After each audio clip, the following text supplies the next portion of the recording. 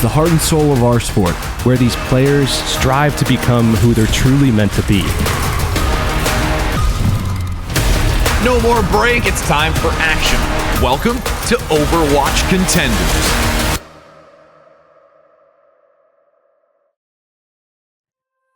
Welcome, everybody. We are back to Overwatch Contenders, and I'm here with my boy Herix, obviously, in Europe. And, it's a little bit different of a duo today, right, Herix? It's obviously going to be me, Fresh, Justin. we'll say fresh.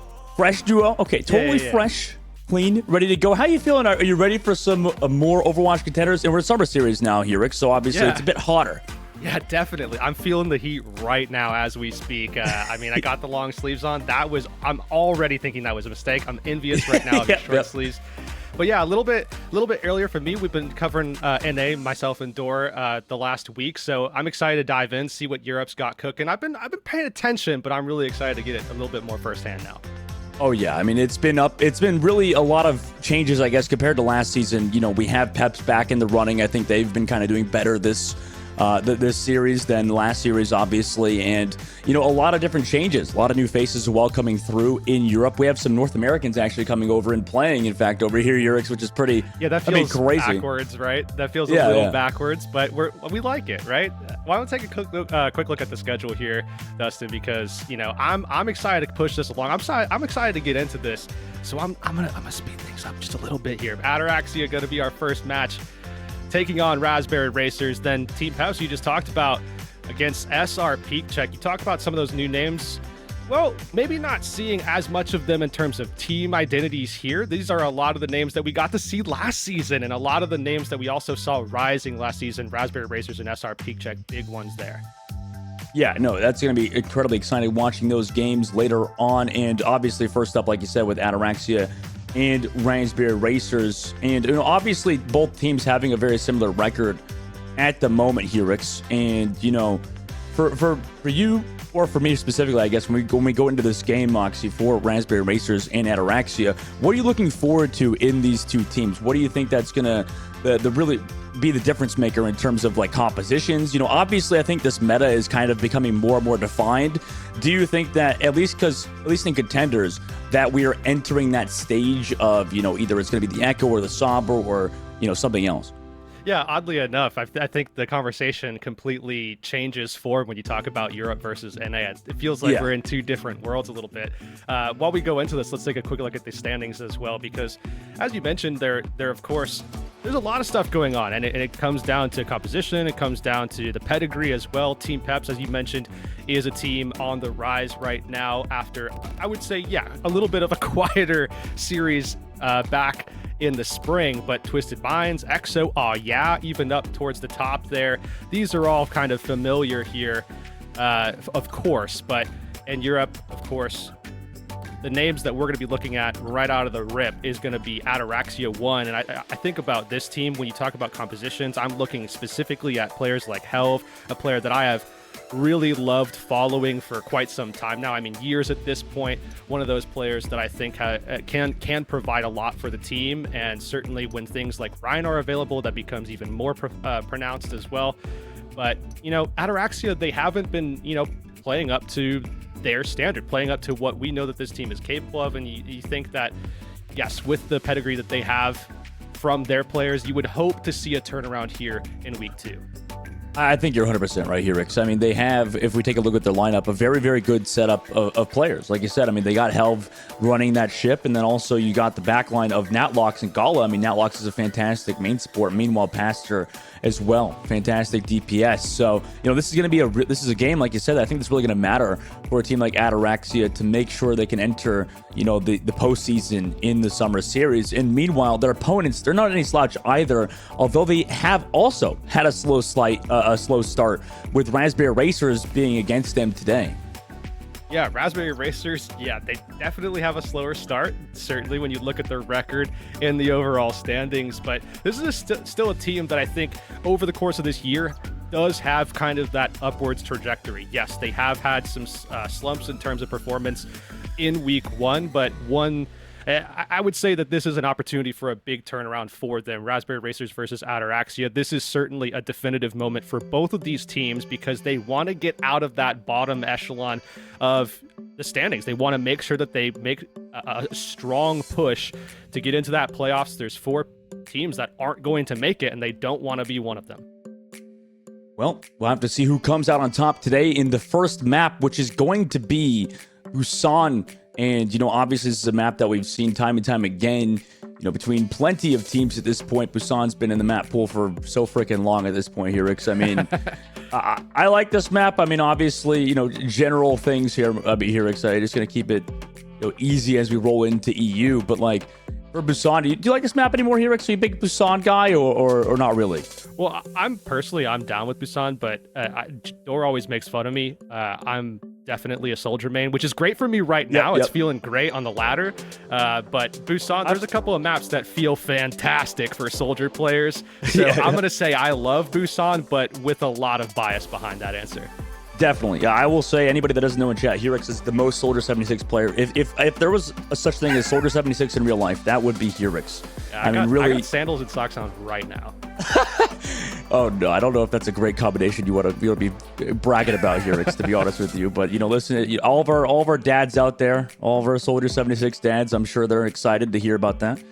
Obviously, between these two teams, I think we're going to have a good game on our hands here. This game should be close between Raspberry Racers and Ataraxia. Yeah, absolutely. I think one of the big things here is all about firepower. Obviously, these two teams are teams that, they aren't as well refined as some of the top performers in Europe, and that's one thing that defines the top performers in Europe is that a lot of their strategies are all very well refined. And not only just that, but they're also very much dedicated to those strategies as well. Some of them have their own identities, whereas these are two teams that are still trying to kind of find themselves to a degree, but they have the talent. Obviously, they have the talent.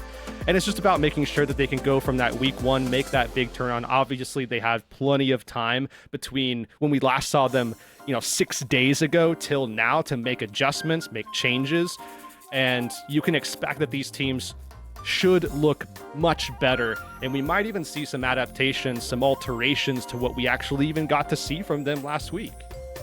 Yeah, I think that you're 100% right. I mean, I guess like you said about the meta being, or about things kind of being figured out early on for a lot of these EMEA teams, you're 100% right. Like, I feel like, at least in the side of Raspberry Racers, for them to have that 1-3 start, not exactly great, but a team like them, I wouldn't be surprised if they bounce back. It feels like, even with Pep's last season, for example, here, and I'm sure this is the same thing with NA. Like, I imagine there's, some teams kind of play worse depending on the meta and, where we are. Like, obviously, spring series, then summer series. I feel like every team has that one kind of, like summer or spring or whatever, where they just kind of take it off or, they don't play as good. Do you think that's, accurate, or am I just kind of making this up? I don't think you're crazy. Chat predictions in the chat right now, by the way, while we're going to go ahead and just completely go off on this tangent. 1 for Ataraxia, 2 for Raspberry Racers. Let us know. But yeah, to keep going on this, I do think that there are some teams that you see some dips here and there, and perhaps you could say that about either of these teams, but I think there's a big opportunity for a bounce back. I think Raspberry Racers last series had that 4-game dip, really just unlucky going against some of those big opponents. Now they need to turn things back around here and stop. Yeah, for sure. Now they're Raspberry Racers going to hold the W key towards Pastor, send him towards the coastal side on the turf. Ataraxia is still setting up, by the way, with Lauren kind of staying on the back. Well, Raspberry Racers just want to keep going forward towards Ataraxia. In fact, Andreku actually went aggressive with a fade towards the rest of Ataraxia, who are continually backing up. Cloud just trying to capture that point. Well, the rest of Raspberry Racers over the top are trying to contest Ataraxia. Raspberry Racers actually dropped, still have a lot of heals, but Pastor is able to find Jakaru after the rotation was a bit too long for Raspberry Racers. Held, still healthy as well as the rest of Ataraxia. Up person in this fight. Also, Angie coming through on the Cloud on the low ground. We have Alexi towards the point, just having to run away, try to escape, but surely he won't. They did claim that point first, however, Ataraxia will flip it for themselves. I love this differentiation, this variation of these compositional styles. Raspberry Racers obviously very in tune with that brawl. Ataraxia need to pick their fights intelligently here, but one thing that's going to help them in a big way, Dustin, it's going to be the EMP. Lauren really ready to go with that one already, pretty much. I mean, 8% away after just one fight. Ataraxia in control. They can vie for that high ground. They can play off of this EMP, and they have, of course, the nano boost there as well. Early TP from Alexi, maybe to come through with that EP, like you said. Also with the coalescence on Raspberry Racer's side to kind of delay the side of Raspberry Racer coming in. Lauren's able to find Alexi early on, still holding on to that EMP as well. Even though the coalescence was popped, they couldn't save Alexi. Primal Rage used from Helv as well. Ataraxia really wanted to close out on this fight, and they did. Nice and easy. Held onto the EMP as well. Still have a defensive option there. Raspberry Racers working their way back into this one. It's all going to be about sustaining, trying to be able to outlive what is going to be an aggressive start here, an explosive start for Ataraxia as they dive in. They're going to have that EMP to back it up. They're also going to have Natlocks there as well. Back up, nice nade to slow down Raspberry Racers, connecting the 3 members here. Carly was really far ahead. EMP now available for it. Oh my god, it's huge! Cloud gets removed immediately by Helv. Covered though with the Terror Surge, able to find one. However, it is traded back. Gustav still wants to win this. Raspberry Racers commit the beat. Even though they only have 3 members, Pastor's able to kill Gustav, and also Alexi gets staggered on Drake, who surely gets staggered as well. And now you're in a worried situation for Raspberry Racers. Oh yeah, big time. I mean, 10% away. That's only 12 seconds for anyone wanting to do the math on that one. Blizzard at the ready though, so Raspberry Racers, they have some options, but they still need to get to the point, and that's what's going to be difficult for them here.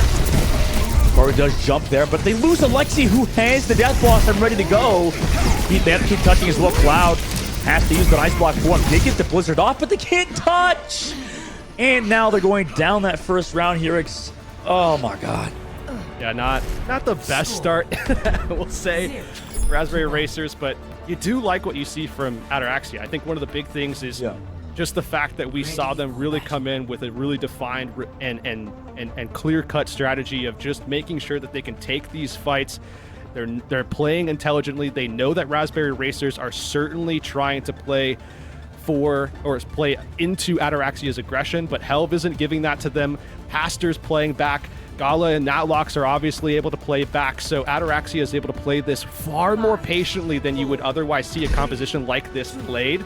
And interestingly here, Raspberry Racers are going to opt again for a similar style, but some unique changes that open up some more tools for them to be able to get some more passive damage, to force that aggression to come out from Ataraxia so that they could retaliate much better this way. Yeah, I like that.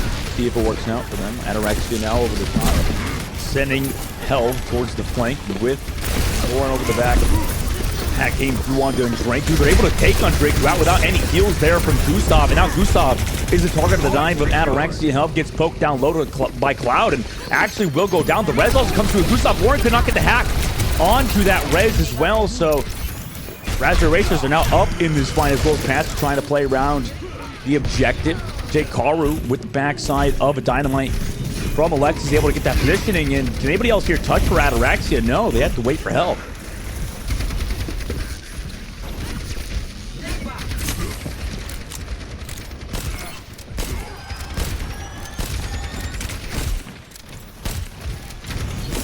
Looking for one of those opportunities. See if they can find one. Help jumps towards that point early. Poke down. Has to use the bubble. That cooldown already out. Raspberry Race is still building up some ultimates. And the same with Ataraxia. Like I said, 25% on the board now for them. On the defensive hold, hack comes through into Jkaru. Bubble as well to zone him off. And they actually kill him before he can get any heals there. Come on, Draku and Gustav. Pulse bomb comes out of Natlocks, but it's blocked. Nice job by Natlocks to avoid a pulse bomb from Cloud. And knowing Jkaru's down, Raspberry Race just back up.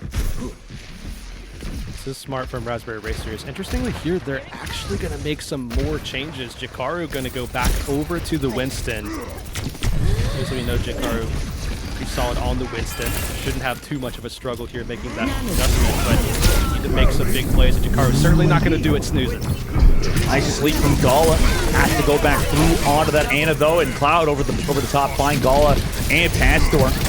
Even though the rally was there from Natlocks, it might be a little bit too late. 3K for Cloud in that fight. An easy flip for them. Taking back control. A lot of resources spent here, though, Dustin, and I think that Ataraxia might be able to take full advantage of that. You see Lauren going in, just getting a little bit more poke off. That's going to charge up the EMP, and that's going to be something that Raspberry Racers are going to find very difficult to deal with here. They just don't have very much utility that's good at dealing with that. So if Lauren can land a big one, they can get some massive value.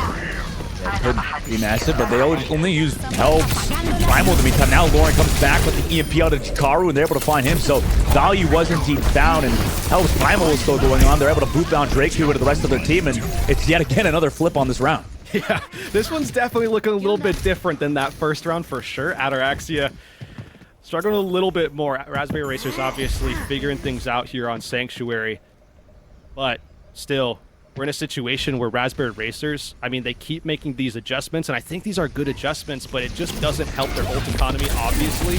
You wonder at what point does it become too late here? Ataraxia just finding these opening picks. Oh my god, what a pull spot from Cloud. Natlox did find Alexi early on, though, so they could have it. He's just been sticking them consistently in this series, and now Raspberry Racers with the advantage flip that point again. Really just off the back of Cloud at this point. I mean, 2 double pull spawns on the same players, if I'm not mistaken. I'm pretty sure it was also Gala and Pastor last time. Yeah, so we got the exact same players, 2 fights in a row, and now opens it up yet again with another pick. Lauren going down. This might solidify the round here, just off of Cloud, making 3 plays back to back to back. Yeah, Helv already looking at touching that point because they don't really have any fast heroes to touch it besides Ninja Lauren here, so he's going to be on it. Get that overtime ticking. Also, Torbjorn ultimate Molten 4 towards the point turret, able to find Alexi. Doesn't only do good in plat, also here at the highest level. Zones out the point. Ataraxia also commit the nano boost on Gala's side to go aggressive towards Raspberry Racers. Down a person. They've done a good job just backing up whenever they're down one, but Andrei takes a ton of pressure from Helv. The rally has to be used. Helv still has the Primal Rage as well, and they want to win this right here and now to make sure Raspberry Racers don't have a chance to come back towards this objective. They're up to 75% now, but it's Cloud again onto Pastor. That's half of the equation from earlier.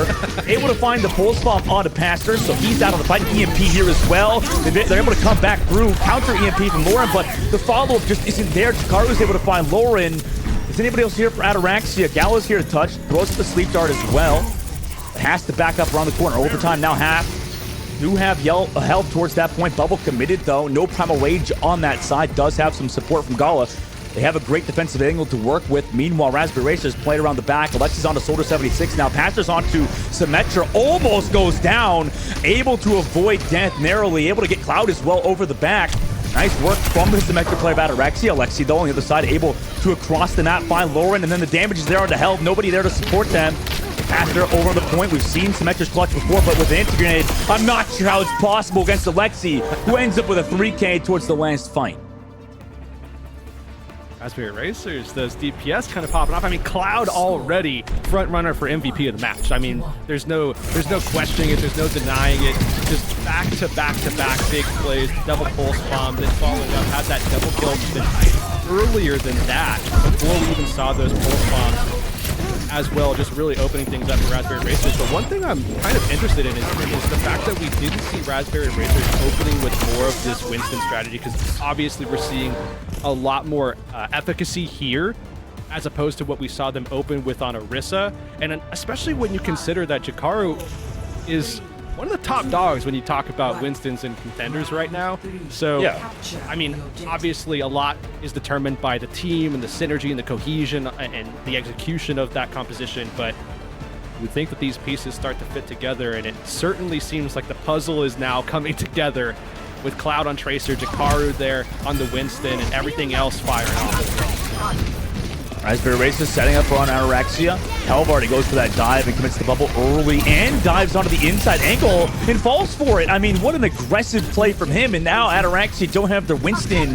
They have a decision make, and it looks like they're backing up slowly. Natlox takes the dynamite and his leaf dart, but yeah, they're just going to have to wait for Helv again. Raspberry Racers off to a much better start here on the last 2 rounds of this map. looking much more put together with the Winston composition. Good news as well, because we expect to see a lot of Winston in this matchup. But Ataraxia gonna have to get in there, and Lauren's low, so that means that they're gonna be playing more than likely down a player and taking pressure from this long-range poke as well, mostly from Alexi, who already is going to have Bob here very early on. I mean, yeah, what a fast Bob build. He goes into the back. Chikaru gets slept and killed immediately, but Bob still is getting pressure in the back line, able to find help with Andreku. Nice work from them, but they are down 2 members now. Cloud and Chikaru are gone. Nanabu's committed on to a Sombra of all players towards the point. Able to get some more kills with Panzer, finding Alexi and Gustav, and Ataraxia are going to get the flip off of that Nano. A couple of times where Draco, good position to be able to make a big play, but unfortunately just it's kind of isolated in some of these scenarios. Now it's going to come down to a little bit of a Winston battle here, but Raspberry Racers, they've got the upper hand. Not only do they have the pulse bomb from Cloud, but on top of that, the Nano boost. That might be just that much more important. Oh, takes a lot of pressure over the top. Chikaru gets the Nano, gets slept though on the back Cloud with the pulse bomb again. Doesn't find the kills, but is able to find the pressure with Chikaru and Draco. Over the back Gala as well. Hash to try to zone away from Chikaru's primal range, but it's too difficult to do so. Ataraxia now just looking to delay the point, and hell falls. Nobody else here to touch. Raspberry Racers will get the flip again. Seems like this one's going to be like Sanctuary. Back and forth, the pendulum swinging. You have Ataraxia in a prime position for a retake, though. Obviously built up that economy big time. But they're going to need to be efficient here. If they don't have some of these resources late, like I would love to see them just go in here, make a play off of EMP, and get the flip solely off of that. Leave something on the table here, and they might be able to pull that off. That's a big pick for them to start a fight off. I don't know how Lauren even found that kill over the back. Now Pastor's able to find Chikaru too. They're able to get even more kills off of that one. Hack as well comes through on the Cloud, able to find them, and nice work from the Samba player of Ataraxia. The flip comes through for them again, and they find the staggered kill. Not only that, but I talked about the efficiency being that they would just have to use the EMP, but Dustin, they didn't use anything, and this is kind of what I was talking about, where you see Draco not in a bad position at all. You see Anna's play from there all the time, but just gets caught out, and you see Raspberry Racers, or sorry, Ataraxia rather, really taking advantage of those opportunities that they can actually pressure, find susceptibilities. Now it looks like Ataraxia, again, there's the EMP. EMP to start it off from Lauren, but they actually don't find the kills this time. It's a bit too aggressive. In fact, Lauren's the one to go down. Core has to be used now by Pastor. Alexi can't make his way to the high ground with the coach gun. A bit too long of a jump from that angle specifically. Now Alexi is the target of this primal raging nano boosted Winston. Got Alexi out of the fight early, but any more we'll see. Help gets slept as well to the primal rage. 2 seconds left. The rest try to come through from Gustav of all people in the front of Ataraxia, so he trades his life for it, and Cloud gets delayed. I don't know if they get a touch here. That's going to be tough. I think they can maybe get in there. Chikaru's going to have to be the one that makes the play, though. Down so low. Needs to get that health reset. Off the primal. Gets it! Does get it. 98% has to go towards the point. Great decision-making from the Winston player of Raspberry Racers, but Chikaru goes so low. Able to fall back towards the Mega Health Pack on the left side. Pulse Bomb committed towards Gala. Gala only takes some of the damage, though. Avoids most of it as Ataraxia are grouped around this point. Raspberry Racers don't have any ultimates. In fact, they lose Gustav and then Cloud to the Dwarf turret. I mean, it's such a defensive composition at this point, and it's working out. Nobody else here to touch, too. Ataraxia will take map number 1. Things started just as they finished. Ataraxia able to start hot, finished it hot just as well, but man, I gotta say, this is already looking to be shaping up to be a barn burner here for sure, based off of what we saw in the last 2 rounds of this map. I mean, Cloud especially, just putting on a show. A lot of the focus here is going to be shifted very quickly. If we start to see more of these Winston Tracer type compositions, there's going to be some problems to be had. Chikaru and Cloud are certainly, I think, at the forefront of those problems. Yeah, on the opposite side here, for Ataraxia, it just seemed like What was it about this warp composition with the Sombra Winston? Did it end up being? How did this end up being more consistent? Is it just like the soft counter? Man. I mean, yeah. There's a lot of focus on just trying to counter out a lot of that aggression. Jakaru's not able to make some of those plays, and then of course when you see some of these Winstons kind of counter diving each other as well, it just becomes a little bit better, I think, for the team that's able to play that defensively, have that Torb, just has that extra protection on the back line as well. Or you can utilize the Torb more dynamically, taking up flanking angles with the turret, or even the Torb itself, have alternating sightlines to use there as well. So I think there's a lot of dynamicism that comes into play on top of just being solid against the Winston, solid against Tracer, and still has some mid-range poke to rely on as well. You're 100% right. I didn't think about how the Torbjorn worked, and in that situation, they seemed to be off to a great start. Obviously, Ataraxia, win over Raspberry Races would be huge for them moving forward. Because you talked about earlier here, Rix, if they win this game, Ataraxia will put themselves in a, obviously way better position than they did before, and give themselves a chance to make the playoffs. Yeah, I mean, anything's really better than where they're at right now. I mean, there's not too many teams lower in the totem pole at this point. So definitely climbing the standings at this stage is paramount. I would say I might be underselling it at this point with where things are landing. But nonetheless, we've got map 2 ready to go. It's going to be Eichenwald selected here by Raspberry Racers. And like we talked about with Raspberry Racers last season, just to kind of discuss their story a little bit, we saw Raspberry Racers have a pretty decent showing in the group stage initially, and then we saw that run. I think it was 4 games in a row, if I'm not mistaken, where right at the end of the group stage they had to play who was a top finisher. We saw them play triple esports, if I'm not mistaken. Twisted Minds and EXO, I think, was the four team run, and it's like, okay, at that point you're just unlucky. But then we saw them come out and, had a couple of unlucky pulls as well in the playoff bracket. And you kind of got to win some of those games if you want to get some deep runs in the playoffs. So I'm looking to see if Raspberry Racers can turn this game around, settle themselves in the round robin, and maybe find their way back into a playoff and get some redemption from what was looking like a solid series, and then unfortunately fell a little bit flatter than they would have liked. Yeah, I mean, that's interesting you bring them up too, Hurix, because, obviously Raspberry Racers, going down that first map is big, but also, like you said, I mean, it seems like specifically in last season, the spring series, it was really kind of unlucky, like you said. But the reason we talk about them like this is because they've had good runs, previously, at least team, man. Yeah, in 2022, I mean, they went 3rd, 4th place. I mean, they're a really good lineup that can compete at the highest level in Europe, and that's why, so far in 2023, it's been difficult for them. And they're going to have to show some resilience here on Eichenwald. There's probably a reason they picked this map as well. But, obviously they're going to have to start it here, Rix, because, going down 0-2, not really a great start, especially against a team that's in a similar standings as you. Yeah, I think one of the interesting things here as well, I know that this is probably obviously very different for you, watching a lot more Europe and everything, that this map actually outside of this region and some of the other regions, funnily enough, isn't really a Winston map. We're seeing a handshake actually. Helv and Jakaru actually called the mirror, just said Winston, handshake on it. They both said yes, let's go. But interestingly, this isn't necessarily a Winston map for all other regions. We've seen teams that like to play rush style compositions actually favoring this map, and that dates all the way back to kind of like the Rush Vival era where we saw even Rhine rushes actually like to utilize this map because of the somewhat safe rotations that you can actually have here. But obviously this is going to be very different. We have 2 teams that like to play Winston, that want to play into the Winston, 2 tanks more especially that want to play into Winston, so we're going to be seeing a lot of that. Both jumping at each other early. Alexia with Sojourn of all things gets poked on the right, but does have the heals there from Draco.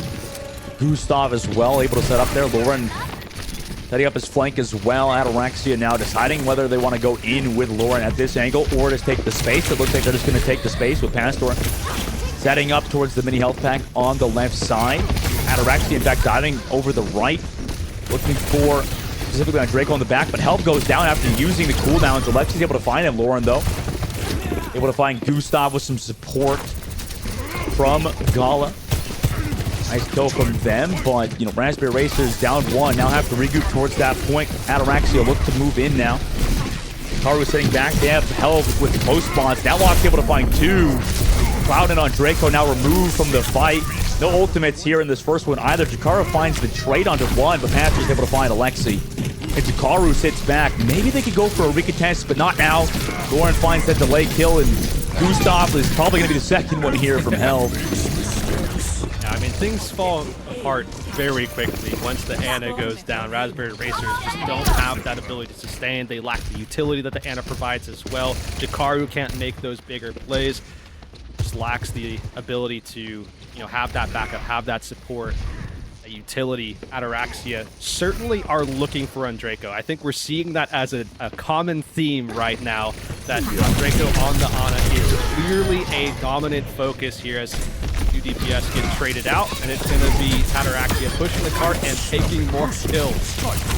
Hell, nice 2K from that. Pastor as well with a pulse bomb is on top of things, and they're still getting that payload push, and I mean, Raspberry Racers are building up on towards some ultimates at the very least, but Undraco gets staggered too, and Ataraxia look to continue this car pressure. Smooth sailing so far. That was an interesting look. A little bit overzealous. You get caught, you have to translocator out.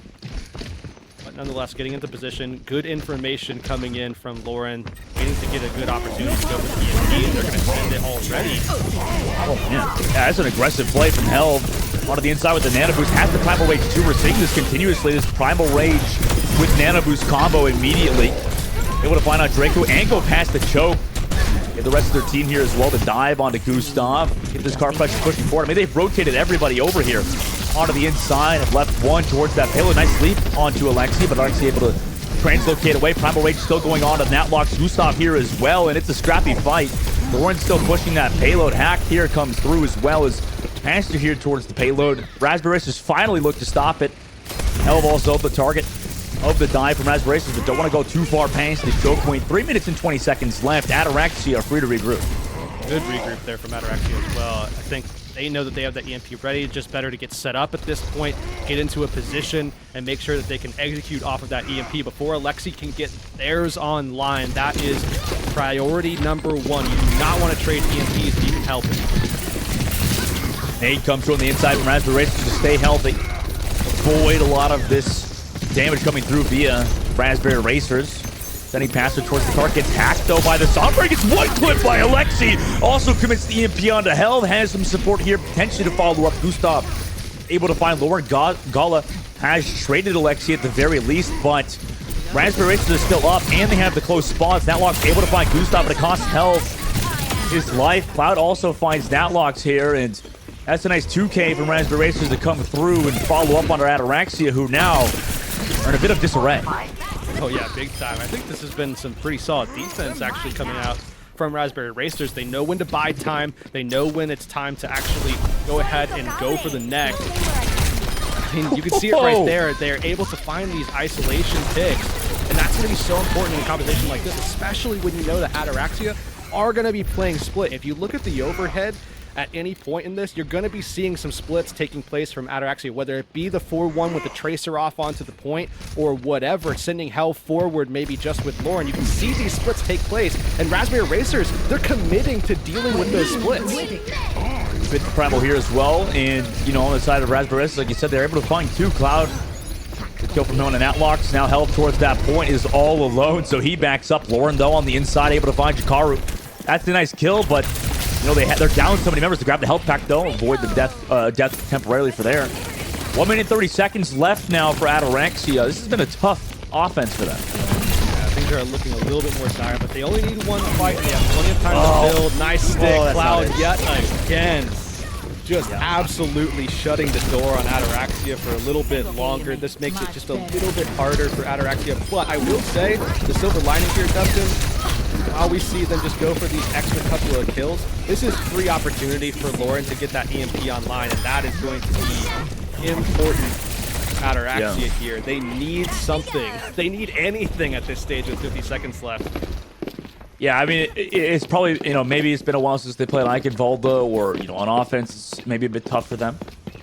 regroup, be the low ground. They do have that rally as well if they want to follow up upon that EMP, but they get EMP'd on themselves from Alexi. Nice work from him to set up that EMP on the Atlox and Pastor, and you got to wipe fast now if you're Ataraxia.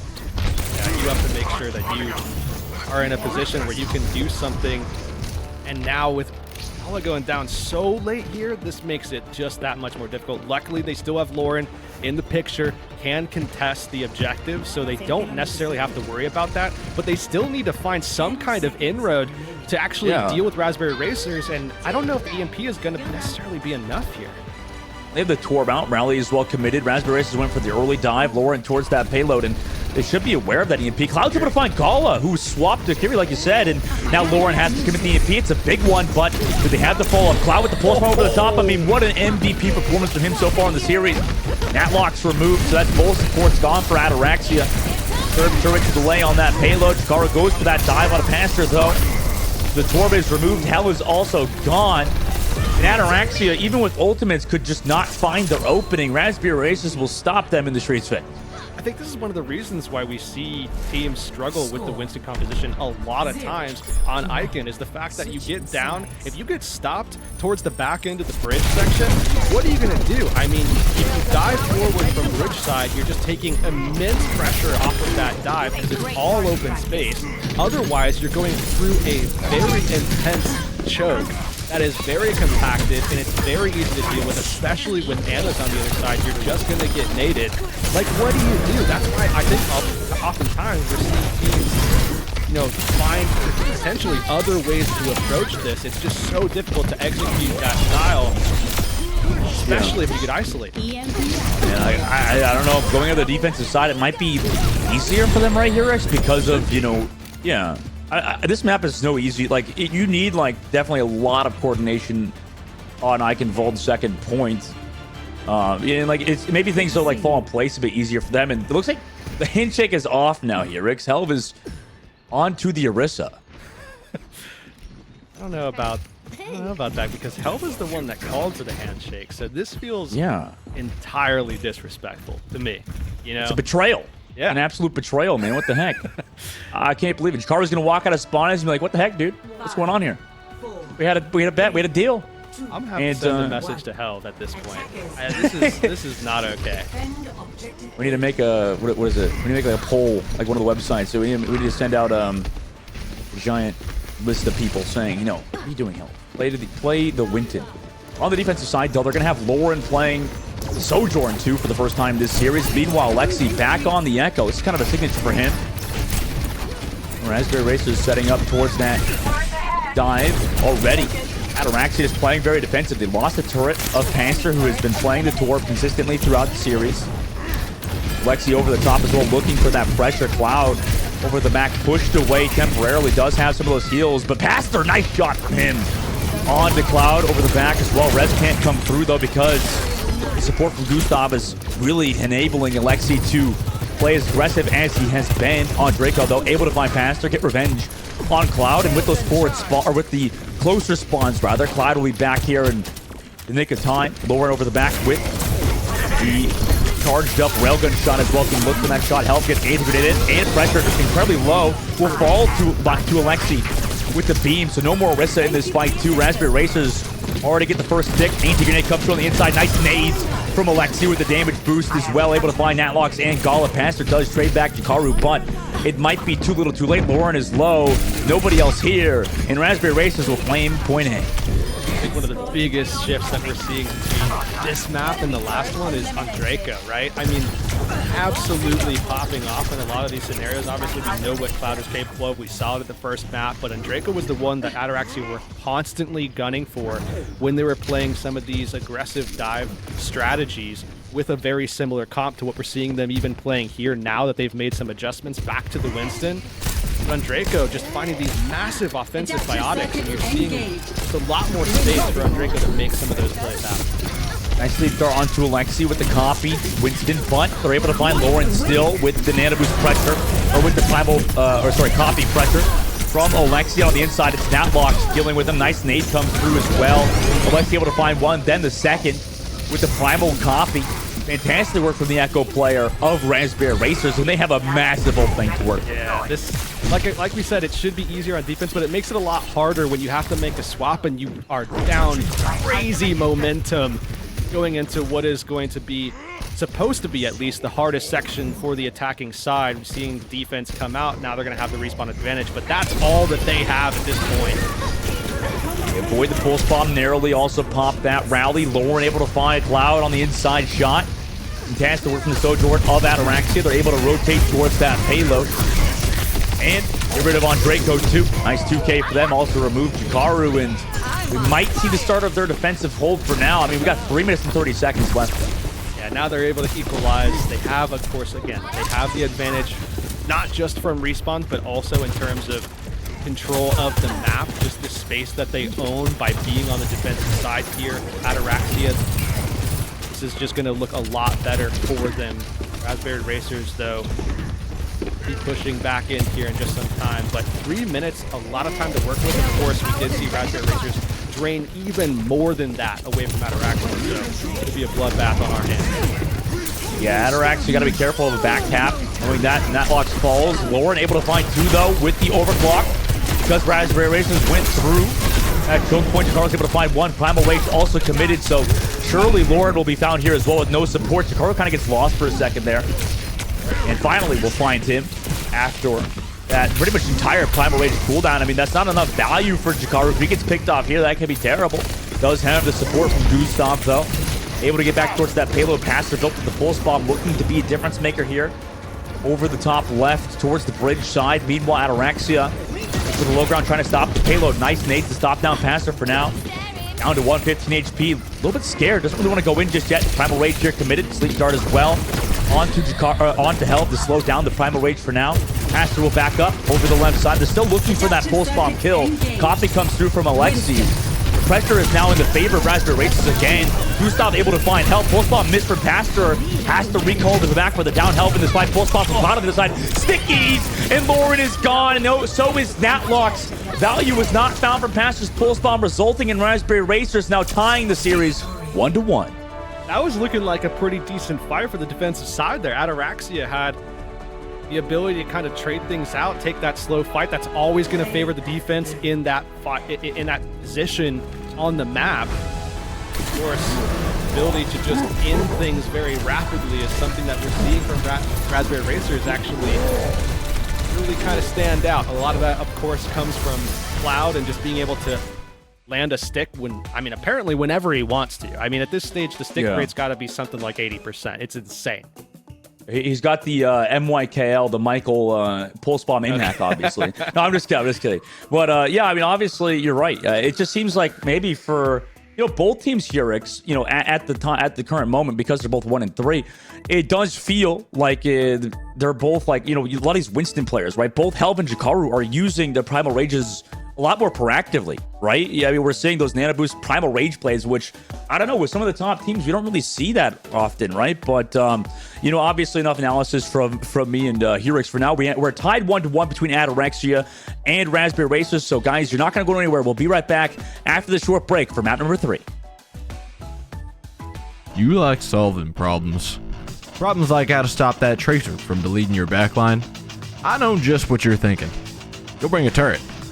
But y'all can't solve all your problems by simply bringing an extra friend to the battlefield. For that, you need the Contenders Torbjorn skin. Solve your problems by connecting your Battle.net account to Twitch. After that, watching Overwatch Contenders Summer Series will contribute to your drops progress, letting you claim your Overwatch Contenders Torbjorn skin. Even your turret gets an upgrade. Warning, the Overwatch Contenders Torbjorn skin does not come with extra or upgraded turrets. Build instructions will not be provided. By picking Torbjorn, you waive a claim towards any destroyed turrets. No refunds, no exchanges, and no take-backsies.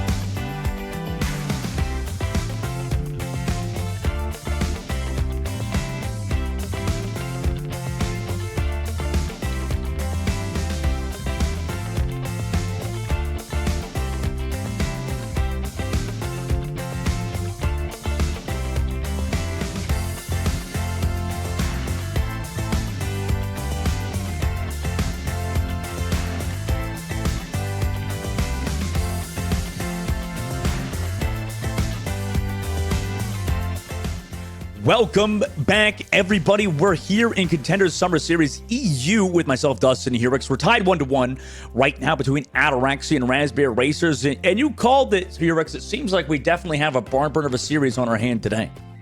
I feel like it's just the Europe way at this point, right? I mean, I remember last week you guys had some crazy matches that I gotta admit I was a little bit jealous of. You know, we definitely were looking at that and we were like, okay, this is we want to get some action there. So I'm happy to be here today to finally experience it, man. No, yeah. Europe is like always full of action, man. It feels like, you know, just every week we have these banger series. You know, obviously I think that's because of the matchmakers. You know, we got a good setup at the moment, but you know, we're gonna have to place for sure. Yeah. And speaking about the script, it seems like we're going to Circuit Royale next. Here, Rix. You know, obviously, you know, early on we had the shake of hands for the Winston composition. Maybe a bit of Sigma coming through or a Matra on this map, you think? Or yeah, I mean, certainly this would spell to me that this is going to take a little bit of a different approach. But I will say that I do have an update there. It wasn't necessarily a handshake. That was actually misconstrued. It was Helv calling, or rather asking Winston. Jakaro was kind enough to say yeah. And Helv was like, okay. But that was never actually a handshake. So Helv's off the hook at this point. We're cool with Helv. Nobody has to get the pitchforks. We're cool. Yeah, I don't know about that. I'm pissed. I'm peeved. I'm so angry, man. Listen, here, Rex, Raspberry Racers were the ones to win the map, right? I mean, obviously, so they ended up on top over Helv, who was the one to break the code. Well, the code was never in place, so I'm gonna say right now. Are you sure? Okay. Definitively, It's fine. We're all cool. Everything's fine. Nobody's upset. Everything's gelled over. It's nice. Now, though, when we kind of pivot and get into Circuit Royale here for map number 3, as you were already mentioning, yeah, this is probably going to be a little bit of a different approach. I would have to imagine, at least, because when you talk about Circuit Royale, there's obviously a clear precedent that Sigma is kind of the go-to here. There are some other options. Obviously, things like Ramatra, you can still play Winston. That is an option that is still on the table. We have even seen a couple of teams try D.Va. I say try because it isn't necessarily as successful as things like Sigma, certainly, but there is some opportunity here to do some different things, and I think that Ataraxia is a team very well prepared to go ahead and make that pivot, and I imagine that's going to be the case here because I do think that we do have a substitution actually coming in, Helv coming out, and I believe Shira will be coming in for this one, if I'm not mistaken. Okay. Yeah, that's definitely a good swap if they're doing what or they probably will be doing what you said they're doing. And, you know, it is interesting. They mentioned the D.Va and all that kind of stuff. And also Jakaro is still staying in for Raspberry Racers. But, you know, it feels like with, you know, Overwatch in general, a lot of like outside, you know, not players, but like the, you know, fans and stuff will always come through. And they'll say like, okay, why did this team not just play this composition 24/7? Why did they not just play dive all the dang time? But on a map like Circuit Royale, you can't really do that, right? Here, it's really hard. It's tough. Yeah. I mean, you just get spaced. I mean, we actually have a very, very clear picture to show anybody that wants to talk about, you know, trying to play that here on Circuit Royale. Just look back at Eichenwald. It's kind of the same problem if there was no other lane to push from other than pushing across the bridge. The problem is that when you dive, you like to set up some of those soft engages. You like to get into position. You kind of like to push that team off of their defensive holds, kind of get some of that utility out early on, and then you go for that killing blow. You go for that hard dive at that stage. It's very difficult to do that on Circuit Royale because everything's long and wide open. So not a lot of opportunities to set up some of those soft dives to get into position. You just take massive amounts of spam pressure. And guess what? The top composition is on this map. Spam pressure. Oftentimes you see things like snipers come out as well. It's virtually impossible, man. Yeah, I mean, I don't know. Like, I guess nowadays, you know, with snipers, I guess, well, Widow being nerfed, obviously. But, yeah, I hated these maps here. Cause I friggin', when I played Pro, man, I was so many times when you just, like, play against these... You're, like, basically a sniper, man. No, man, dude, but you don't get the scope, though. That's the thing. That's fair. You I'll don't give you that. They got to give Zenyatta, like, scopes on his, like, forearms or something like that. That'd be sick. But, no, I mean, like, dude, so many situations where, like, yeah, you just get picked off, you know, on the attacking side by a sniper or whatever. And you're like, wow, that's awesome. That's cool. I love that. You know, I always get blamed for it, too, man. It's because, like, you know, you're playing Baptiste Lucio, for example, and you're just trying to cross with the Reinhardt composition. And then, you know, oh, my God, you're, like, 1 second behind your Reinhardt, and boom, you're dead. You know, nowadays, I think that a lot of people, a lot of coaches and stuff, Herix, will say that the game is like not as team centric anymore. It's very, mechanically heavy.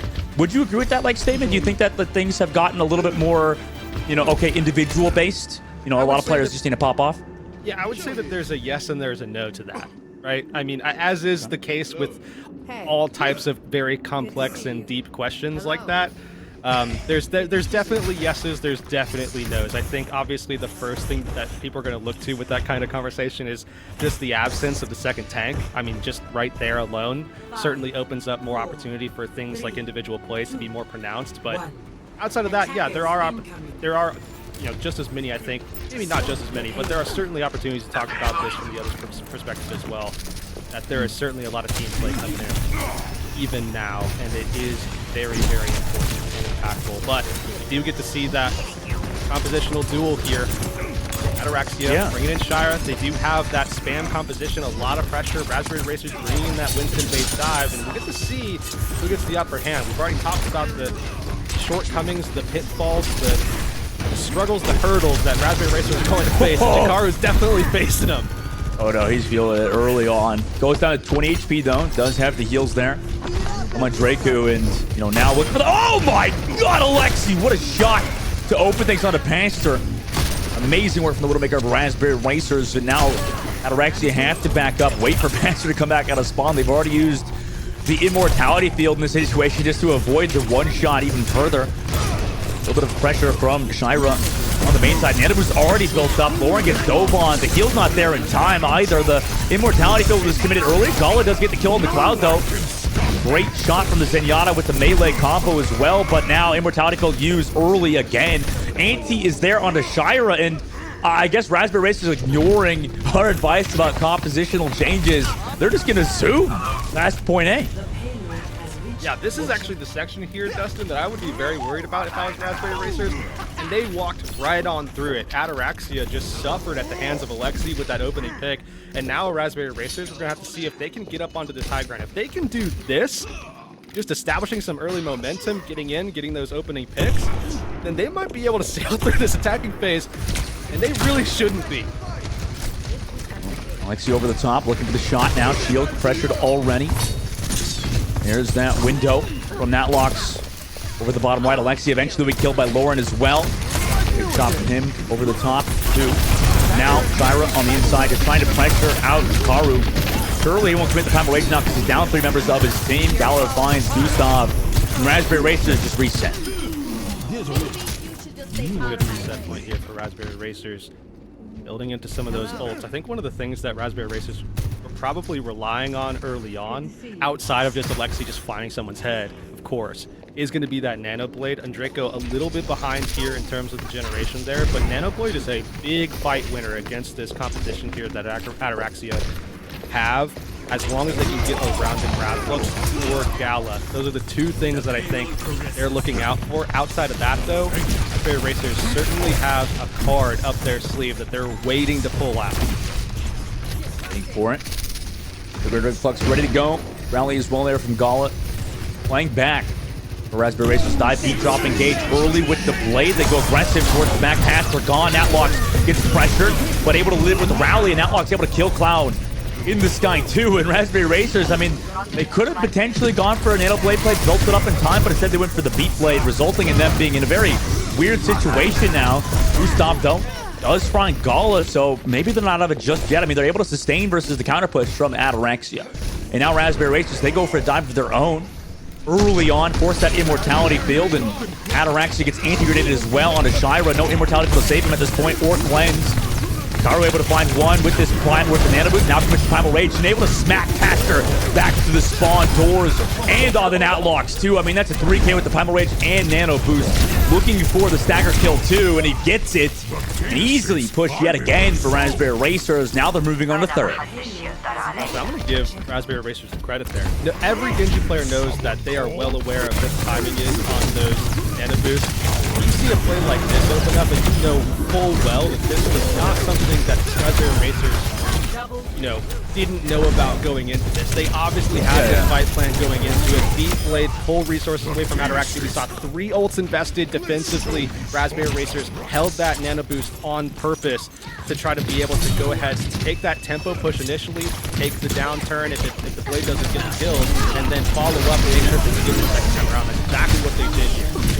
Yeah, you're right. I mean, that's a smart play from them. Dragon Strike now over the top with the amplification. Maybe 2 ultimates committed. No kills, though, for Ataraxia's side. Running that Diva onto Alexia. I mean, it's able to get the kill, but wow, just with the deflect kill onto Natlox. Also, with an Ash on the Gala, Gustav finds 1-2. Shira eventually getting peeled off here on the back. Draco actually gets the kill onto the mech, too. And eventually the kill comes through. 3 minutes left now. Raspberry Racers are not slowing down here. Yeah, and I think that's the last thing Ataraxia and even myself expected going into this. I mean, just having Jakaru means that full well Raspberry Racers is bringing that heat, trying to play that dive, and Alexi yet again finding a headshot there. Raspberry Racers cannot be stopped. Fuck off. I mean, they're just running Ataraxia away from the Chang at this point. Nobody else cares. Warp turret out. Run past her again. This seems to be a staple for Panther, just to run to warp whenever he possibly can. Eventually it will cost him his life, though. Fire on the payload delays, throws the Diva Bomb out, but there's a Winston Bubble as well to zone it. Nobody to kill the Winston Bubble to make sure the Diva Bomb gets maximum value. I mean, this is a really fast time so far from Raspberry Racers. The spawn can't come through. Panther will be back on the Tracer, but gets slashed down by the Genji blading Cloud, and now Jashira on the Doomfist to delay. This is getting rough for Ataraxia. Natlox comes through on the Kariko, but 2 minutes and 8 seconds for Raspberry Racers. They close out. That's insane. I mean, when you think about a Winston-based composition, being able to push through, I mean, what is the profoundly, I would say, superior composition in the Sigma for most, I would say for most players' perspectives, just, you would say, okay, yeah, maybe they finished, maybe just 0 time on the clock, they get there, it is what it is, they made the best of what they had. I mean, over 2 minutes is insane, Dustin. On this game, regardless of the composition, it usually takes teams forever and a day to pull this off, and a lot of teams don't even make the mark.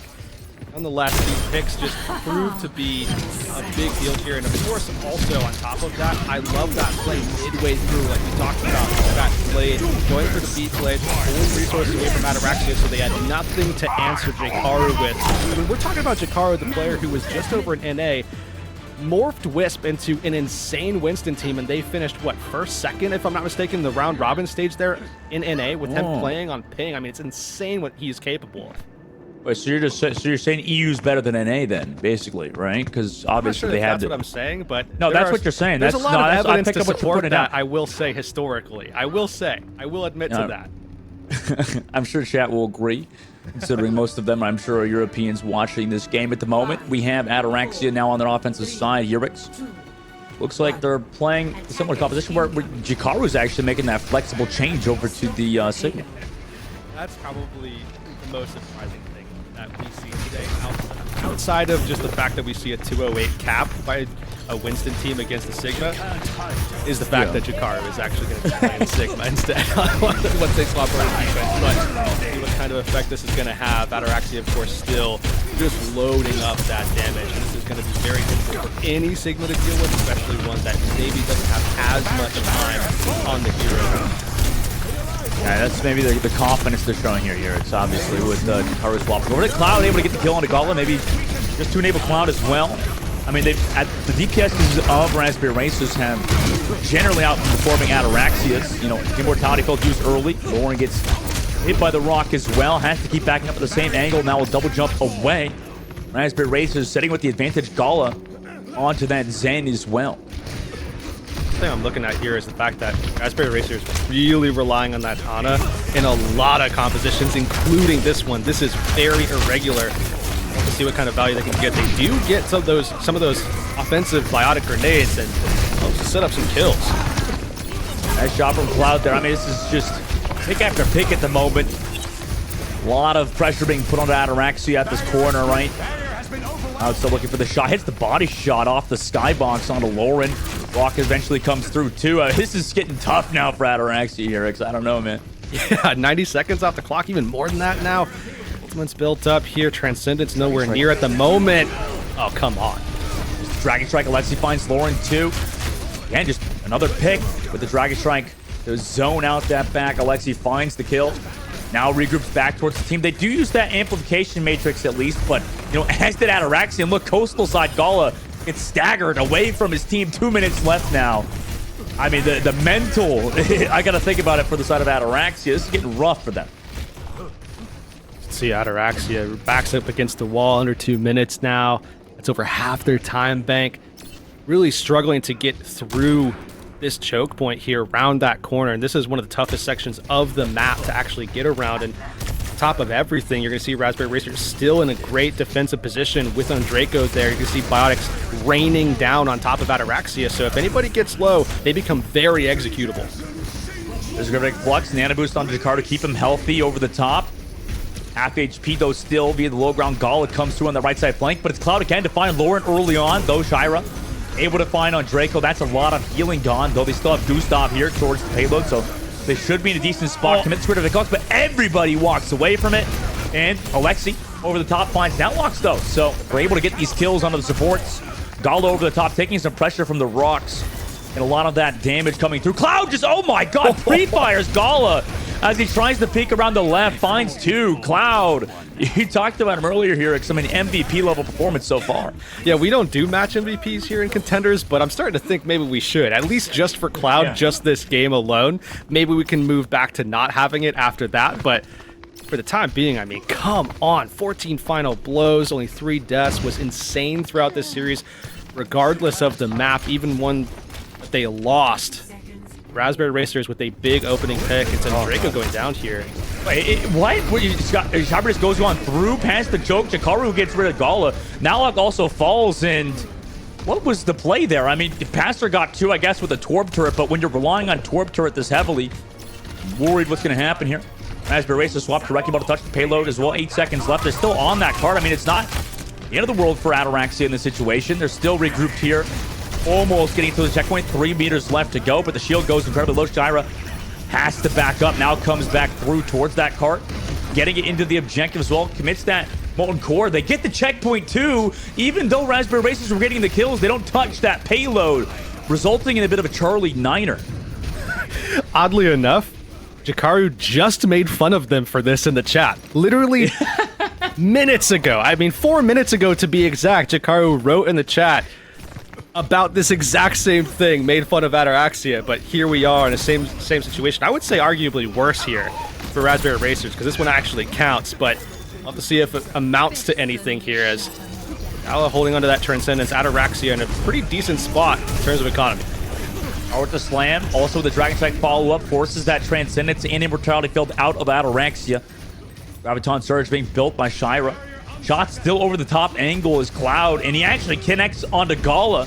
As the double jumping away, Lauren does find the trade. Jakaru goes slow, but the heals are there into the Gravitic Flux. Shira falls so low, but has the heals to get it off, and actually ends up killing on Draco, who popped his ultimate. Cloud, though, still finds one, though he's traded back immediately by Nalok. Jakaru is still here in a 1 versus 3. Eventually, the Turb Turret kills him, too. Ultimate's committed by Raspberry Racers and Ataraxia, but Ataraxia are the ones that come out on top. I think Ataraxia forced to make some big adjustments here. Raspberry Racers get to go back over to that composition that they love to play. Jakaru gonna go back over to the Hammond though instead. Really just bumming me out with that one a little bit, but Ataraxia instead. We still see that Diva, so of course it just makes it a little bit harder for value to be obtained there. See what Raspberry Racers want to do here. I think the big play that they're going to be wanting to go for is just buying time. Just drain that time bank. Draining the time bank is what they'll try to do, but Amplification Matrix keeps Ataraxia pushing forward. Cloud over the back flank as well has swapped off of the Hanzo onto that Tracer, looking for something in the back, but on the front line, Ataraxia is able to go aggressive, find Gustav and Cloud. Alexi does find Outlocks, but nobody's here to touch, really, just on Draco. But the stagger eventually comes through, and now Ataraxia are into third after pretty much a non-existent defense on that Streets phase here. Yeah, that went way quicker than I would have expected. Raspberry Racers just only really got 1 or 2 fights, and that was pretty much it. Ataraxia just walked through them.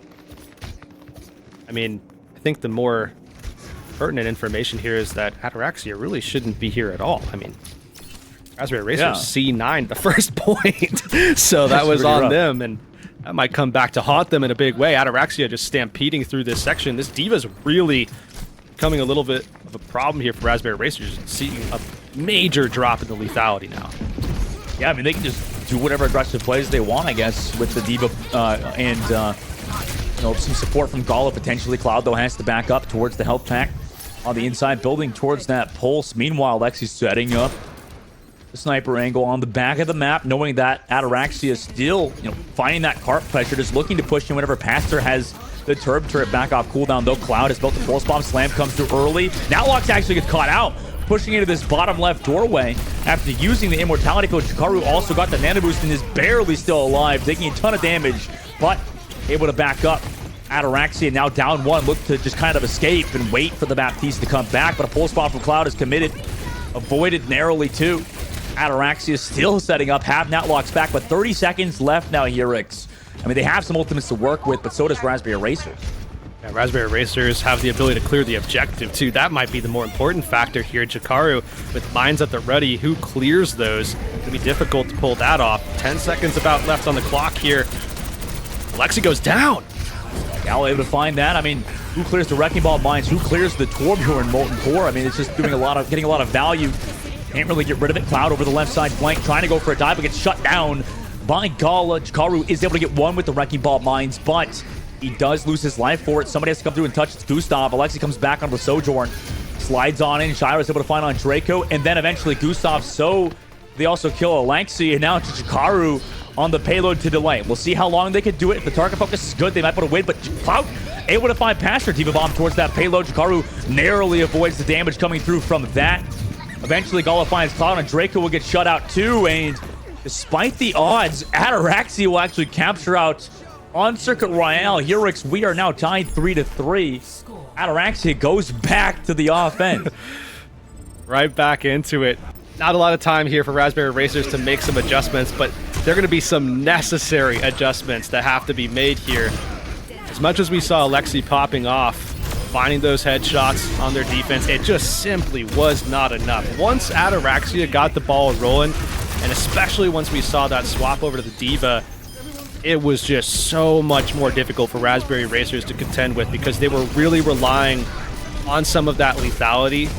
And obviously that just goes right out the window as soon as you throw in things like swaps over to Kiriko, but especially a swap onto Diva. You look at some of those maps that Diva is really strong on, it's insanely low kill counts because Diva just makes it so much harder to get any kind of kill rolling. Yeah, I mean, it's just so good from Shira, right? It just seems like for Ataraxia, they're going to stick with it too here, considering they played the Sigma first. I mean, you like that, right? Just them sticking with this comp that's working? I mean, at this point, I think that's the best bet going forward. It's odd that we talked about it beforehand, about the fact that we've seen a couple of teams try the Diva and we made fun of it, but now it seems to be maybe the win condition here for Ataraxia, the fact that they can go this route, and Raspberry Racers seemingly don't have an answer. But this first section of the map, this could be a little bit different here. We're going to see a little closer to a mirror. I definitely wouldn't go the Diva approach for the first section. It has a lot of same problems that you see with Winston. Yeah, probably. It's a bit too long. You know, now, Raspberry Racers sitting at the back of the map, have Alexi and Cloud still pumping out damage. But this is the same problem that Ataraxia ran into earlier, like you said. These long sidelines that Alexi and Cloud are able to take full advantage of, though. No kill found just yet. Gala, knowing the pressure that Alexi puts down on everybody, he's just looking for those kills early on, not even doing any heals. He's trying to find him with the kunai over the back. Does hit one shot onto him, but have to hit two in a row. Both teams kind of just playing it slow at this choke underneath the bridge. Raspberry Racers looking to stop the payload, and they have to keep backing up. Cloud trying to find the value with the shots across the map. Lauren's able to get the pressure forward. Suzu used early. A little bit more immortality so they can push up over the back, and it's just constant pressure on Raspberry Racers. They're continually backing up at the moment. Shield almost goes down towards Chikaru. Gala does take an anti-grenade, but you can just wait it off, though. Cloud hits the shot over the top. Fantastic shot from Cloud. Gives him that early kill. No more Kiriko available here now, and Draco comes from this bottom left side. Does have the nade ready to go. Looks to land it onto the Sigma, and in fact connects it, but down to 27 HP. Narrowly lives with his life. Cloud is able to find Shira with the amplification matrix from Gustav, and now it's the Torbjorn here on this payload to try to delay it. Ataraxia have no more members here and Raspberry Racers will eventually shut them out to now move over to offense. 3 minutes, a lot of time to work with, but a very conservative defensive approach. You look at the strategy that we saw them have. They had double sniper on the defense, and they gave up that long kind of street right off the bat. I mean, immediately backed off to the backside of the corner, gave a ton of space over to Ataraxia. We saw some serious distance covered in what was mostly overtime, but certainly throughout the duration of the 1 minute that they had allotted. So work still cut out for Raspberry Racers here because of that conservative approach, but they still got that fight win, and that is important. I mean, certainly you wouldn't want to give that up because then it's all a momentum game. And yeah, we saw what happened with Ataraxia once point A got taken last time, so we wouldn't want to see that happen again for sure. Yeah, no, I mean, that was rough. Why you got to bring that up here? They're still going through it at the moment, man. Come on. Give them a little bit of break here. Come on now. 3 minutes, though. Heroic's on the offensive side. You know, it's a lot of time to work with to capture this first point, especially with how freaking Cloud and Alexi been playing. Yeah. I say that work is still cut out for Raspberry Racers, but it's certainly the same on the other side. Ataraxia, I like this setup actually from them. We see them going with the Ramatra, which is very irregular despite Ramatra being a strong pick in general, but this is going to take more time away from Raspberry Racers to force Ataraxia out of this position. Okay, maybe not too much time. Alexi just swaps over to the Echo, and it just counters everything we're thinking of for Ataraxia. Nice kill from him early on as well, so, you know, now it seems like Ataraxia just looking to delay. Nade comes through. Immortality felt perfect from Gala.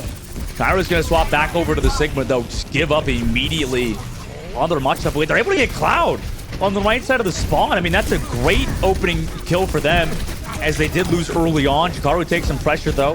Has the pocket there from the Mercy. Gala gets staggered as well as Pastor. And eventually they get figured out. That was an interesting kill they got on the Cloud, but eventually they're just going to have to back up and play him on Shira. I mean, if you think about this from the other perspective, though, I mean, it's 40 seconds off the clock that you otherwise really wouldn't have been able to get much value out of, because Raspberry Racers would have been pushing around the corner and just would have taken some time. I mean, certainly not 40 seconds plus, though, so still kind of a win for Ataraxia, despite it not going at all how they wanted it to. But nonetheless, they can push forward and start to hold this front corner, and this is that dangerous corner that we saw Raspberry Racers holding from. Nano used aggressive play now from Jikaru. The zone at the back. Used the bubble early, though. Now has the Primal Rage available. Will commit it. Trying to find Gala. I mean, you said it before. Jikaru is an absolute beast with the Primal Rages. Rez also comes through on a Cloud, as he died early game. 100 health he falls to, but able to live. Eventually, the Molten Core comes out to zone back away. Copy, though, onto Alexi. Gives him the value to sit in the back. Also, eventually finds the kill onto Shira. Pastor goes aggressive, knowing his Sigma's down. Gets one, gets two, but eventually his life gets traded out. I mean, that could be actually not bad for Ataraxia here. Yeah, not too bad. There at least is an opening. There's a window of possibility for Ataraxia to get back in here. They have ultimates at the ready. They have to go down and touch. May is perfect for the job and has Blizzard to back it up as well. Lauren does use that ice block early. Avoid some of that damage. Also, Gravitic Flux committed from Shira. Does it actually connect? No. Onto nobody. So it goes to a little bit of a waste, but Gall is able to find Alexi. As long as they find these picks here, they're not in a bad spot. Anti comes through onto Shira, but Cloud desperately needs to find the kill. Lauren eventually runs him down. 45 seconds here, and they're looking for more. I mean, Jikaru's going to get staggered too. Yeah, this does not bode well for the offense right now. Raspberry Racers. This is... Hey, here it just keeps happening. It feels like Raspberry Racers like play with their food almost. I mean, Ataraxia's, they've worked their way back into it.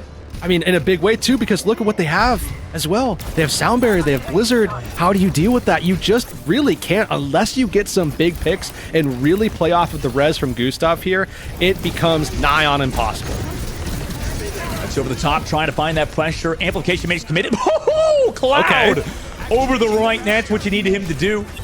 It's poked down low, but has the Valkyrie to keep him healthy as well. Ataraxia is still sitting with that beat. Like I said, Dragon Strike committed. Beat drop also here. Lauren to zone. With the Blizzard half into overtime. The Blizzard eventually will run out, but Pastor found Cloud. I mean, that's big. That's a lot of the damage for Raspberry Racers gone. Pastor also finds on Draku. Eventually, Alexi finds Pastor, but Shira's already found Alexi. Lauren commits the kill onto Jikaru, also onto Gustav, and switching to May has worked out for them, and also whatever the heck they did on this map, it was actually wild. Ataraxia will take Circuit Royale after that was a cloud fiesta, Urix. What the hell?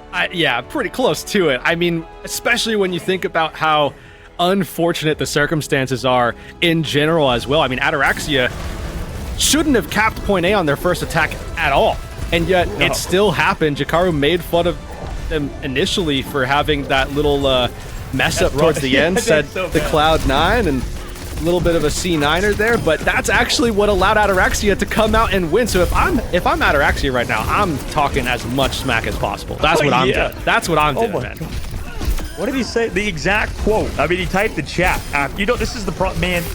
Typing chat's not the play here. It's like, listen. Yeah, leave it out until you win, man. Just maybe leave it out a little bit. Well, you got to respect, I guess, at least talking while the series is going on. But they did talk while they were up, right? Everybody acts tough while they're up. They were on a high for sure. That was a good. I mean, we were talking about that attack initially too. 208. That's an exceptional time. We saw, Jkar and the rest of the team there, but I don't talk in chat here. I just don't. Like, I talk in person. It's easier, honestly. I feel like you do a little bit, though. You know what I mean? I mean, maybe a little bit. It's fun for us, but I'm just saying, like, I don't know. I don't see the viability in the trash talk there. It doesn't. Whenever you type to somebody, you don't have the infliction. You don't have the infliction. It's very important here, Rick. As somebody that's yelled "Cruz is a feeder" on stage, it's the infliction. It's how you use the vocal cords. A part of it. Right? It's just this whole thing. Now, next map, Esperanza is the one we're going into. And like you said, I'm sure Ataraxia are thinking of what Raspberry Racers said on Circuit Royale. They're feeling good. Up 2-1 in the series. They're at that map point. Oh, yeah. I mean, they have to be feeling good right now, especially after the way that last map went. But yeah, I mean, again, you're talking about a team that is towards the bottom end of the standings right now. We talked about the importance of getting things rolling now as opposed to later, because you are going to run out of time quickly. We've seen that from teams in the last few round robin stages that we've had in the past as well, where, they start hitting a stride later into the round robin, but it's just too late at that point. So obviously both of these teams trying to get out of the rut, and Ataraxia, I think, feeling good about their chances now. Yeah, it's longer too, right? Because, I mean, Contenders teams with their coaching, it's obviously, it's still decent to a level, but, it takes longer for these Contender players to kind of figure things out. Like I said, maybe like a week or two where, compared to Overwatch League, I guess, like those guys figure it out within a couple weeks. If they have a lot of time with the patch, I'll give them a little bit of a defense for the Contender side. They are babies comparatively to Contenders. Contenders are the true heroes, right? They're the ones actually competing out here with basically live patch, right? I mean, it's like nearly the same as what everybody else is playing here, Rix. I mean, I want to hear your take on this here, Rix. Okay, what do you? I know you don't like this that much, but what do you think about? I'll put you on the hot seat here. Do you think that Contenders players, instead of playing on like this PTR, like at times playing a patch behind public, do you think that's a good thing, or do you think they should be playing on live patch 24/7 to give the most accurate representation of the game? Oh, no. I think with the way it's set up right now is perfectly fine. I think everybody would lose their minds if they had to swap mid-tournament to a live patch. There's no way. Yeah, I would love it, though. I'm all for chaos here. Path the Pro has done a good job. We have to make no changes necessary. It's fine. We've been doing a good job, but we could be doing. The thing is, here, we've been doing a good job, but we could be doing a worse job, right? And that's the way I look at life. Anytime you do a good job, you could be doing even worse, right? That's a weird worldview, man. That's a weird worldview, man. I'll tell you that. It is. I'll be honest. But, obviously, our next map, like I said, Esperanza, both teams happy that we are not on the live patch, or not continually going forward with those patches. And, obviously, this map is a very good one for a lot of these Winston comps that we saw earlier from Jakaru. So, I mean, do you think Raspberry Racers have a chance to get back in the series on this map?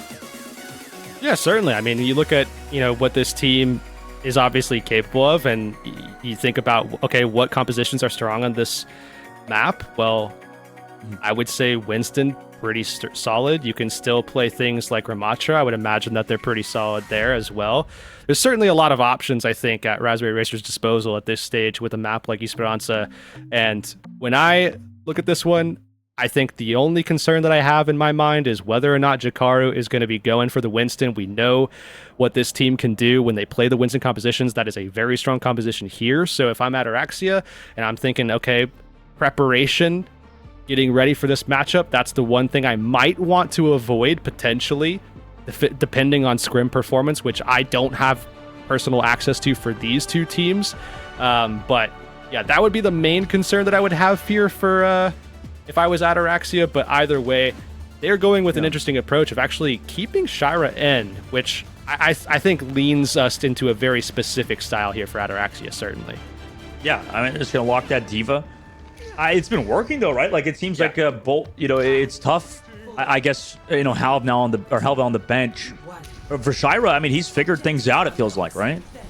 Oh, yeah, big time. I mean, especially with the Diva composition, really mitigates a lot of the lethality, certainly helps to deal with some of the pressure, still gives you that opportunity to go ahead and, make some of those big, dive play style of things happen. But again, I think Ataraxia just want to play this slow and slave. That's the big play here, I think, for them.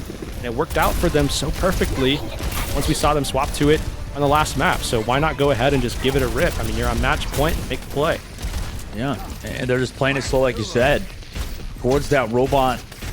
A lot of pressure coming through from Pastor. I mean, just keeping Pastor as well in the Torb seems to be a play for the side of Ataraxia. I mean, he's just been kind of pumping on the Torb so far. Meanwhile, they're able to find a Cloud early on. Lauren, by the way, making that May swap has been huge for them, too. I mean, Cloud's removed. That's a lot of the damage gone. We were talking about, we were seeing Cloud's praises earlier. He's already out early on, and now Ataraxia will take advantage. They have slow healing, though, with the Kariko and the Lucio. So they're kind of behind, even though they're still up in players, they're kind of behind in the healing department at the very least. As they try to now push forward, look to dive onto Jikaru on the right side. They're able to find him, find the stagger kills so late. Pastor finds 2, make it 3.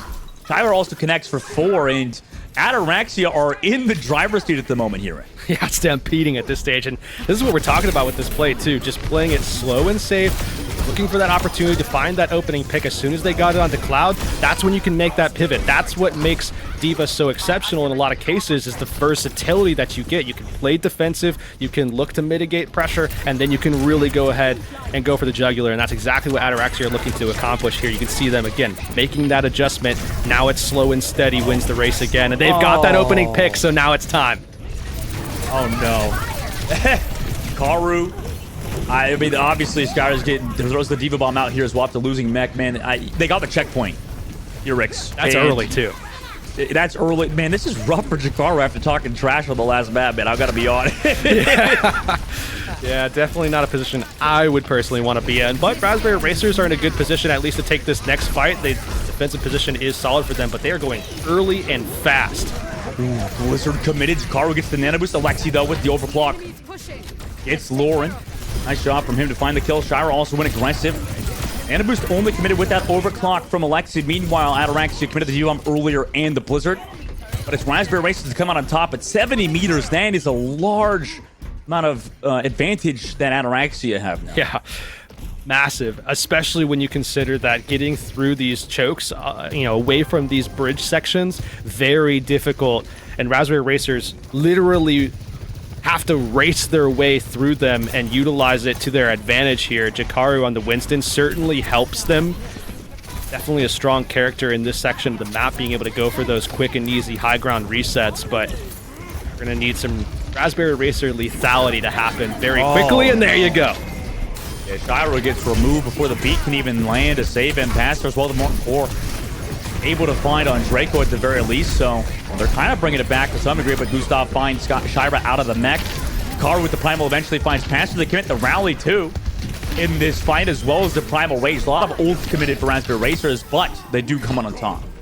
And if I'm Ataraxia, I'm kind of curious how they are going to be able to deal with Raspberry Racers. Once Raspberry Racers start building up these ultimates like we saw them actually able to do, and what has been the turning point here, Ataraxia can't really play as slow and steady as they would like, because Raspberry Racers are going to get so much value out of their position, and it just becomes kind of like a burger flip scenario, right? Like a 50-50 coin flip, and that's never the strategy you want to go for. Yeah, they're not taking it well at all right now. I mean, Pastor gets picked off by Cloud on the right side flank, and you know, now with that pick, Raspberry Racers, they get this checkpoint surely. Yeah, they're almost getting it, contesting it at the moment, actually, before it touches entirely. The May was there temporarily, and also they're still touching it with the members of their team Ataraxia side, but eventually it will get through. Nade connects, Cloud finds Natlock, Scala also falls, and a little bit sticky there on Jakaru, but Raspberry Racers look to take the advantage again. Oh, that is a crucial D-mech as well. I don't like this, like, Kariko comp, right? Like, doesn't Kariko Lucio, like, kind of outdated? Like, it's like they're lacking the healing, right? Okay. No, I'm not, what? I'm serious. It's like, they don't have they're always behind, right?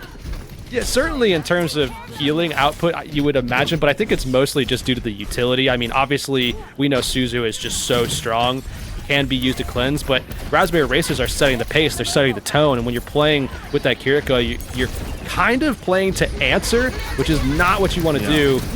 Here you go. Well, now they can go aggressive with the Kitsune Rush, but you get the Nano Boost out onto Jakaru, who's built that Primal Rage up as well. Overclock over the top, Alexi, able to get a turret. Cloud via the low ground, find Lauren, and also Natlocks too, so another stack of kills, and Ataraxia are kind of falling apart at the moment. Yeah, Raspberry Racers going to be able to not only take the lead, what was an insane lead to start with, 70 meters of difference. Now they've taken it and they're extending it, and they're going to actually get quite a lot of value out of this, I would have to imagine, because we still see Jakaru ready to go with that Primal Rage. Ataraxia have some tools to outlast with, but you've just been seeing Raspberry Racers really getting some blood on their teeth in the last few fights. Jakaru jumps back up to the high ground. I mean, they've been doing great from this position over the top. I mean, Ataraxia now try to push in, but against the nade, do avoid it narrowly. Lauren, though, falls to Cloud, who had to go aggressive with the slide. A lot of pressure being thrown onto Cloud, too, but he has the healing from on Draco over the top. Gala looking for the trade kill, but the nade is eventually there. Pastor able to find Alexi something. Feed drop also committed from them, so they're even so far. Kyra goes very aggressive because he has the Diva Bomb, drops it off the high ground. Gustav has to shield it up. Court now. Car with the Primal Rage looking for a kill. Eventually will make his way back up to the high ground. Cloud finds one, but he's shredded immediately by Lauren, who is now back in the team fight. Rally committed from Gustav here as well, so they're looking to still win this fight versus the side of Ataraxia, but with the Torbjorn turret and the rest of Ataraxia is still somewhat healthy. They built up the Kitsune Rush. Raspberry Racers kind of have to look for kills over the backside. They do so onto Gala, but Lauren does trade it back. Alexi does fall. So you have some pressure from that Sojourn still, though you're missing a lot of heals. Shira goes so low, and Jakaru just takes advantage. He just presses on forward, grabs the Mega Health Pack. Shira also loses the mech, and Raspberry Racers win this team fight, although the robot is still moving. This is a good play from Natlocks. I mean, just making sure that they can go ahead and reset that cart. That was a lost fight. Natlocks gets away completely scot-free. I mean, no problem at all whatsoever. So no ground gain, but they also go ahead and reset that spawn point. That is also important here. So Ataraxia got a ton of value out of that fight, even though they lost it. Now they still need to win, though, because they still have ground to cover. Yeah, they still got to win here. I mean, they've got so much ground to cover. Lauren able to get found by Jakaru, who came over the right side flank. Shira as well goes for that dive, gets on Draco, but Gustav has already peeled off Pastor with the Morton Core. I mean, it's super easy to avoid at this point. Gala is trying to find the kill without his team, but cannot. Natlocks also gets found too. 2 minutes left now for Ataraxia, and they committed the Kitsune Rush in that fight. Yeah, it's not looking good at all for Ataraxia right now. We see the swap over to the Ana now. Yeah, see, this is what I'm talking about, man. Like, why were they running this Lucio Karika? It's just not good here. It's like, honestly, it's just outdated, right? Kiriko hater right now? No, it's good with certain comps, but just like, they just lack the healing, I feel like. I don't know, unless they're playing a lot more aggressive or something like the Ramacha Brawl. I don't know, but you know, Ataraxia looking to play at their own choke point, whereas Raspberry Racers, I mean, they don't got to do anything, right? Ataraxia, the onus is on them, right? Oh, yeah, big time. Ataraxia need to step up to Raspberry Racers, and Raspberry Racers are the team now that can kind of just kite, disengage, force things out of Ataraxia, then go ahead and make their big shift to being the aggressive side. See, Raspberry Racers might be right now. In fact, overclock, but they're not pushing with it. Dude, they're waste of time. It's fine. Yeah. They just play over the OP angle, right? Just playing the part of the map that everybody knows. You know, when the defensive has it, you just You can hold for so long. Now Lost gets found by Alexi. Lauren also gets staggered. 50 seconds left. Ataraxia just can't figure it out at the moment, man. 97 meters in Raspberry Racer's favor. And, God, they have so many ultimates too here. I love that Raspberry Racers have defined the fact that they are so much more advantaged by playing back where they have been on that high ground. I talked about it before, especially with these Winston-based compositions. The ability to hold onto this high ground, the ability to have Andreko playing from it, to have that help from Gustav, the reset ability from Jkaru as well to just go back up into that position, get a health reset, be able to counter dives that come in as well. It's just so strong for Raspberry Racers. Yeah, that nano was already used so early because, like I said, it's just such a tough spot to fight from for the attacking side. Now they only have a Diva Bomb to work with and a rally soon, but Raspberry Racers has everything. 3 seconds left here as well on the clock. We're about to enter overtime, and now we do. Copy comes through from Cloud. Hikaru with the Primal Rage able to find Lauren. That's already one with the Copy, Diva Bomb 2, and then the slam dunk from Cloud on the Natlocks. Nobody else here for Ataraxia. Raspberry Racers will close out on Esperanza and bring us to map number 5. Dominant finish from Raspberry Racers as well, and I think Jkaru needed that. You know, we're not certain of that, but we're gonna make it up and just we're going our own way right now with the narrative, because when you talk that smack, you get that devastating loss back on Circuit Royale. You need a way to get back into the series, and this is definitely a massive morale boost and a confidence boost, one that I think Raspberry Racers were keen on finding. Yeah, I mean, obviously, right now, going to map number 5, they, I will say they did lose the first control, though I guess, both teams were kind of confused what they want to run.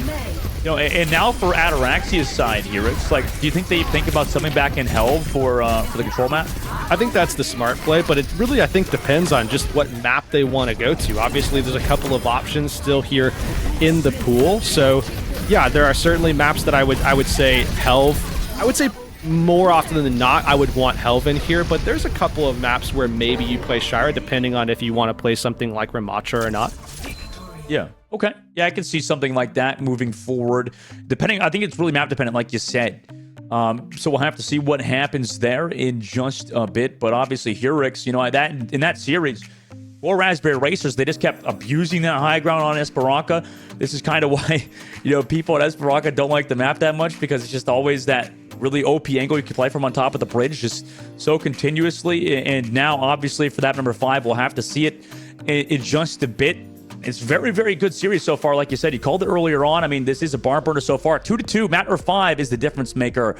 Coming up in just a bit, guys. So we're going to a short break. Before that, map number 5, don't go anywhere.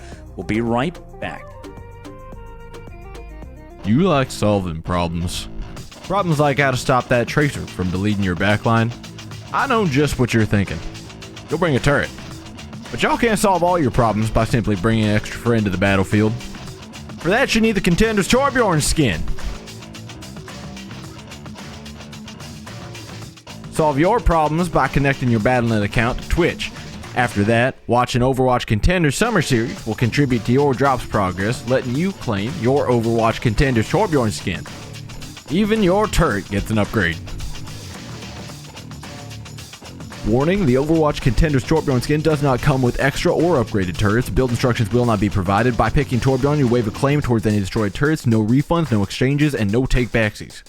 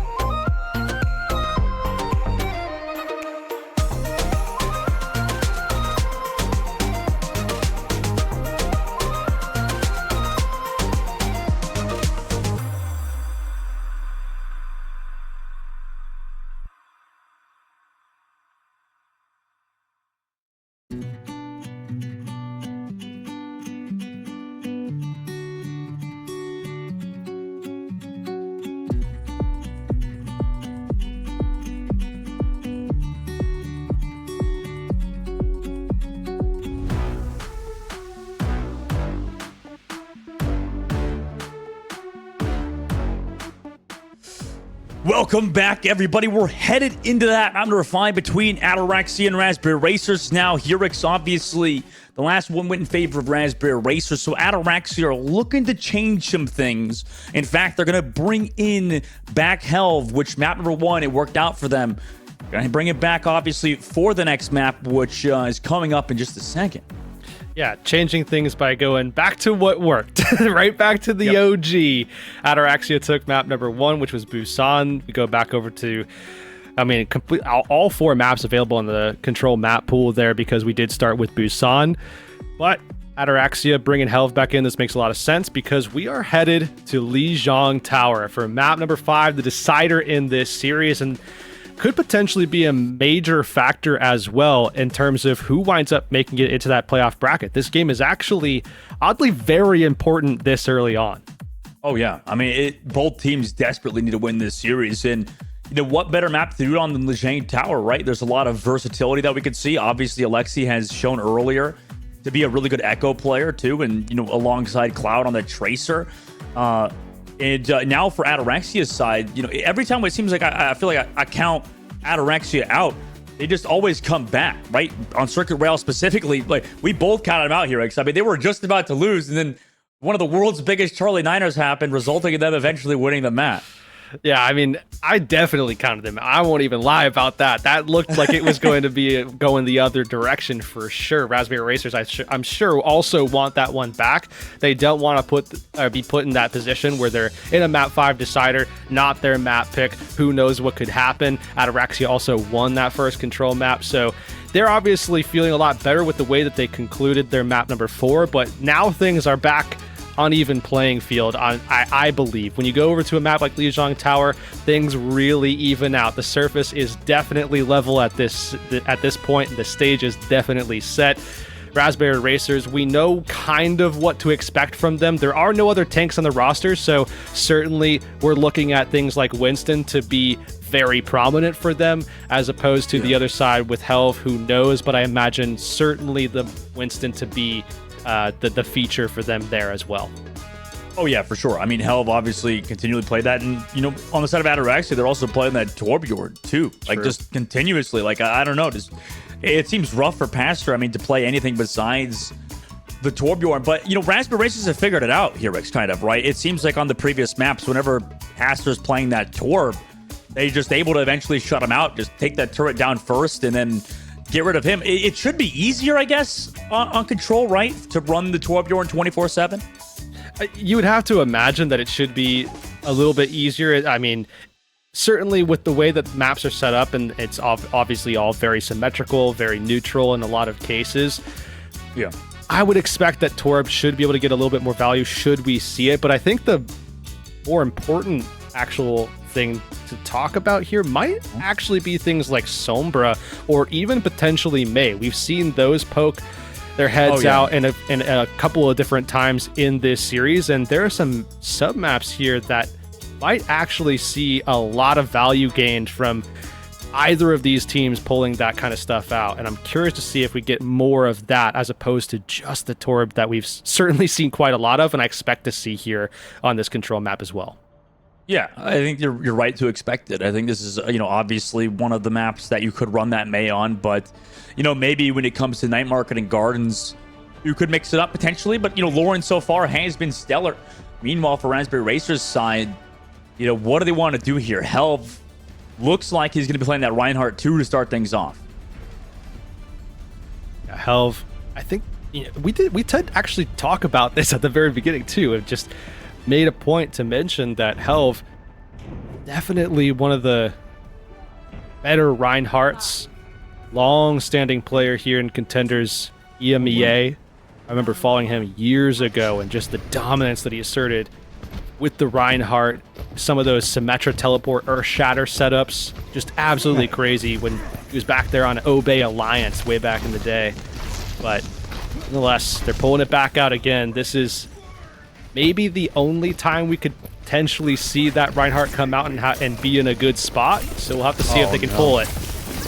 Yeah, you're right. And, Jakara on the side on the Winston, so classic matchup on both sides. Wall comes through to zone out that early dive from Jakara. Gustav's able to find Helv, though, in the White Room.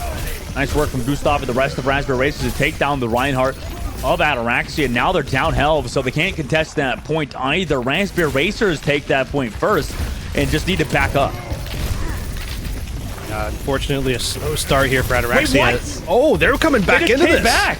Yeah, they just speed boost back in without Helv, and Helv's back now on the Winston. Pastor's able to find on Draco as well, and it looked like Ataraxia was out, but they just come back, shut down Jakaru. Helv goes solo on the outside, but surely these stagger kills come through. They have that point flip too. Alexi goes down. Gustav on the coastal side trying to back up and avoid death as well, and now Raspberry Racers, they're on the back foot, and Ataraxia are in control. This is also kind of a get-out-of-jail-free card as well for Ataraxia, because they started off on a less than ideal composition, and now they're kind of getting themselves out of it. Jakaru down again. He's dead again. Oh no. Karu going back to the spawn doors once again. Ataraxia now have that amplification matrix here. Cloud has been a savior before. Could he do it again? I'm definitely looking at Cloud here. You're going to be seeing a lot more marking taking place as well from Ataraxia's point of view. You can see them constantly looking for that tracer, seeing if they can find it. They do. Oh my god, Cloud just back and forth between the name and the 12 drone to get shut out by Pastor. Jakaru goes in with an Enibus, but gets frozen by a blizzard from Lauren. It does cost him his life, but Pastor from across the map now ends up with 3 in this fight. Draco also gets staggered too. 60% now on the board for Ataraxia. Really great start from Ataraxia. Still see that Bone Core available for Pastor as well. Those defensive options, especially having Natlocks, Sound Barrier at the ready. This just is setting up so nicely for Ataraxia as long as they can keep finding answers to some of those flanks, especially from Cloud. Oh, goes aggressive. Zones off that choke. Cloud, like you said, oh my god, just finds it opening. Pick Alexi with the follow-up too. Raspberry Racers now look to close things out. Cloud just tosses the pulse bomb out towards where the May was about to come out of Ice Block. Pastor does find Alexi, but will go down towards that point. They built up 90% of the board with Helv's Primal Rage. They could kind of delay a bit longer, but they will give up the point surely in a second. Eventually, Natloss comes through to delay up to 98. They get 98, but not 99. Have to back up now and regroup. Oh, and Lauren! Oh, that is... Oh my god! That is an absolute dream scenario. Ataraxia, they're going forward again. Pushing towards that point. Helv gets antied and slowed down temporarily, but the beat drops the Ataraxia.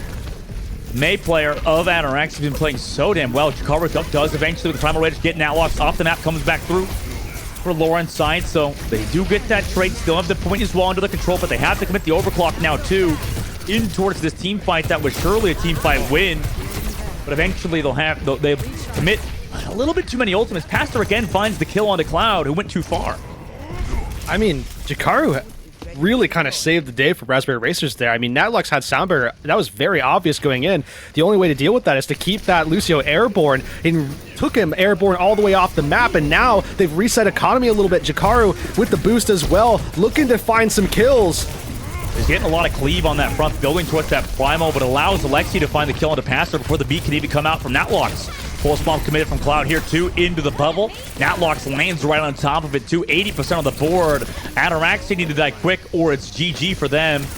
Lauren will get stagger picked here. 85%. I mean, they're looking to just save Gala here on the left side. Cloud just stays still for a moment, gets sucked by Gala, and he gets killed. 91% of the board. They have a recontest, but it is against Gustav's beat. Top of that, Cloud is going to be down, so we'll have to see if Gustav's beat can last long enough for Raspberry Racers to get everybody back and also into a favorable position. Here they go, though. They try to touch the point for here. Gala with the Coalescence eventually runs out. So does Helv's Primal Rage. Gets booped away. Helv! What a primal punch on the Jakaru, who is desperately trying to touch. And they win round number 1. I think we also saw a boop in there, and I'm just going to say that's what happened as well, because Natlocks needed some revenge for getting tossed off the map earlier.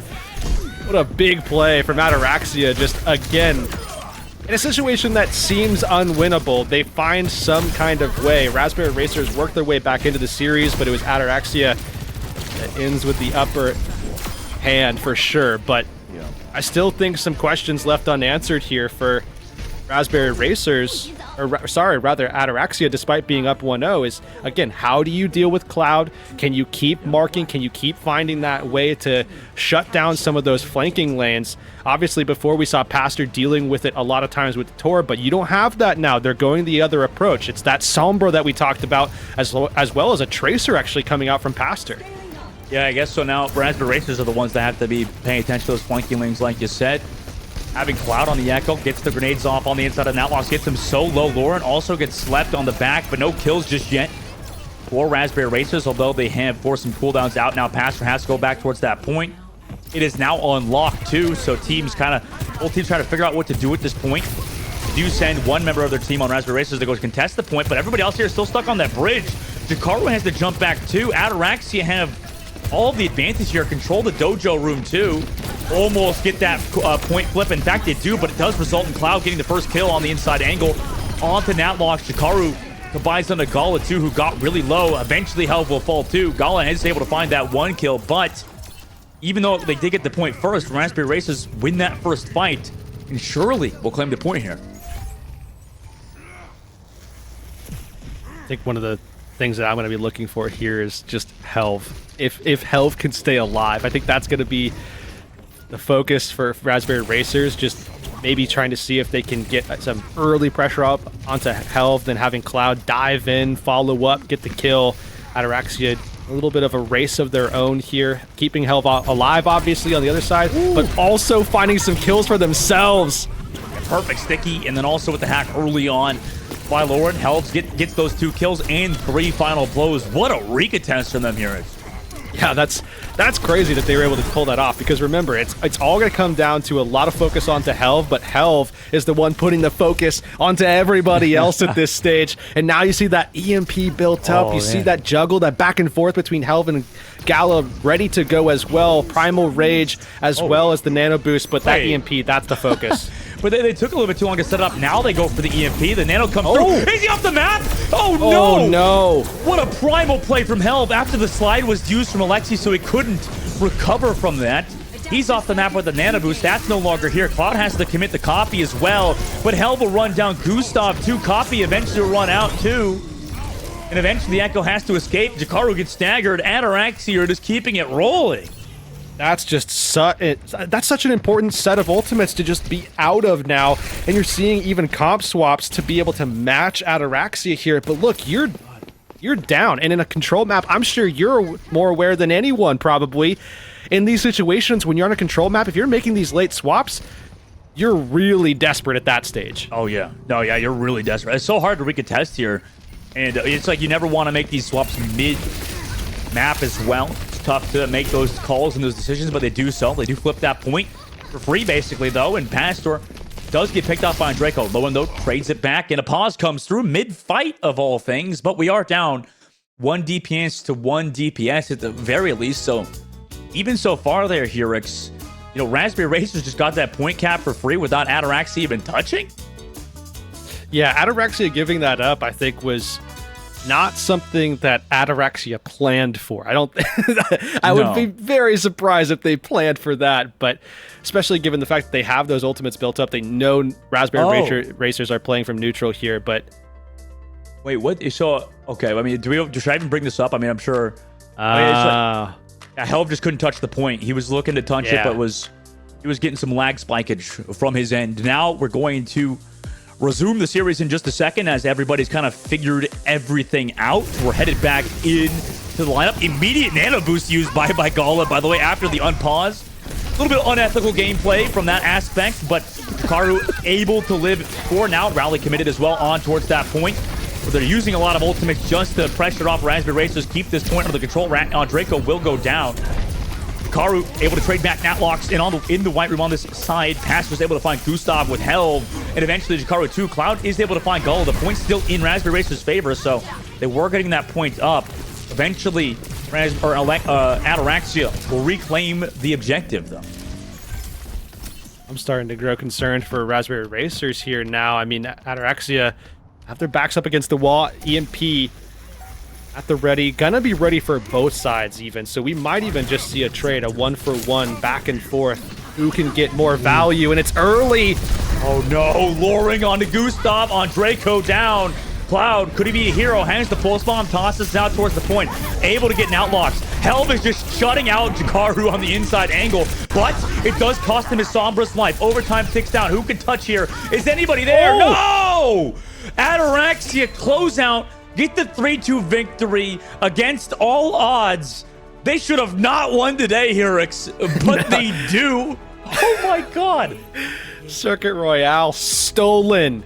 This map also, to a degree, feels kind of stolen as well. I would say certainly much less so than Circuit Royale, but what a performance by Ataraxia to hang in there and against all odds, claiming the win against Raspberry Racers. We talked about the importance at this stage in the round robin as well, especially against teams that you need to get those wins against. Yeah. This is a big one for Ataraxia. It was a banger of a series, man. I mean, there was a lot of... I'm going to be honest here, there's a lot of individual mistakes, I feel like, in this series. You know, I won't individually call them out, obviously, but, you know, with Help not touching the point there, with Circuit Royale, with how that went down with the C9, and then with Ataraxia eventually coming out on top, it was just that was the craziest roller coaster I think we've been on so far this season, so far, the Summer Series. I can't wait to get the interview going, honestly. I mean, obviously, we're seeing that in just a bit, but I don't know what that was like from the player perspective. I can't imagine, Herix, can you? Yeah, we felt the roller coaster. We felt that back and forth. I'm sure the players were feeling it to a much higher degree as well. But you talked about that interview. Let's go ahead. We'll throw it to a break. When we come back, we'll have that on the other side.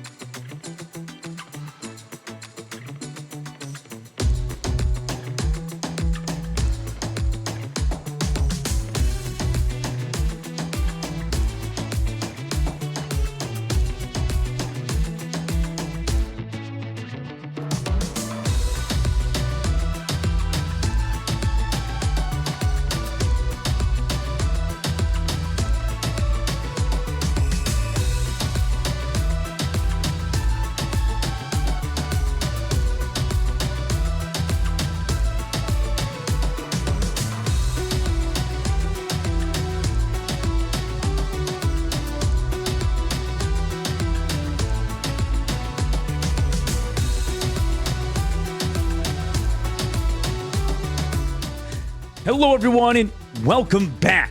We obviously had an amazing series between Ataraxia and Raspberry Racers, resulting in Ataraxia getting that 3-2 win.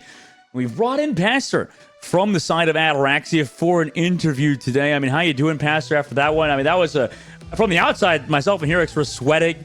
How are you feeling after that series, man?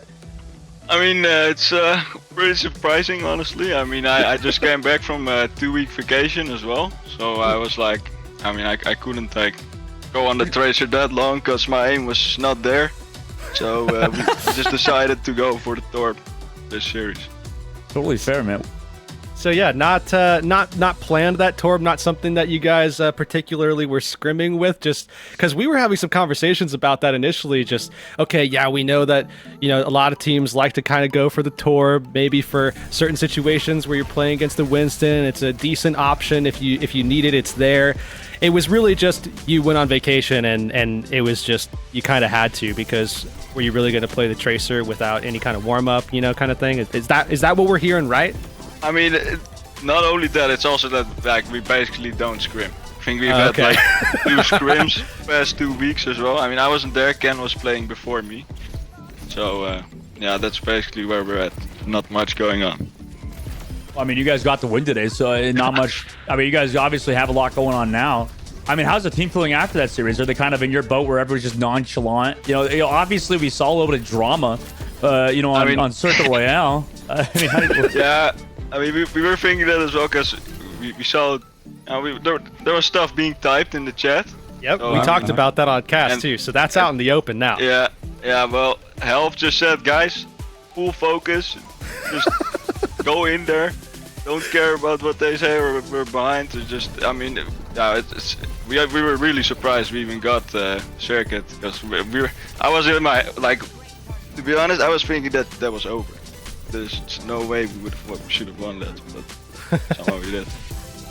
Now, does this change anything for you guys at all? I mean, you were coming into this 1-3, not a very, very strong start, obviously, with I think it was like a -7 map diff coming out of week 1, but now you get a big win over an opponent that, if you want to make it into playoffs, you kind of have to beat, and you get the win. You didn't expect it, but here you are. Does anything change for you guys here now, or is it just same thing, smooth sailing forward?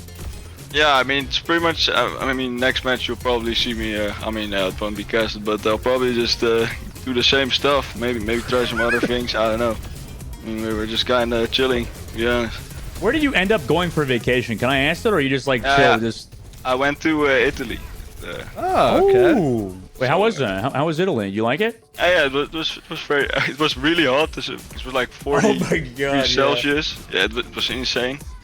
But luckily we had air conditioning, so we were just bunkered up inside. There's not much going on there. But yeah. Still a good time though, yeah. Yeah. Yep. And you know. Oh yeah, what were you saying? No, I said yeah. I mean, I also went to like Gardaland at some park over there in Italy. Really fun. Oh man, yeah, I'm jealous. Honestly, I've never been to Italy. I've never even been to Europe. So honestly, as a North American caster, I get to watch you guys from across the pond. You know, for you guys, Pastor, obviously moving forward, Raspberry Racers, Ataraxia rather.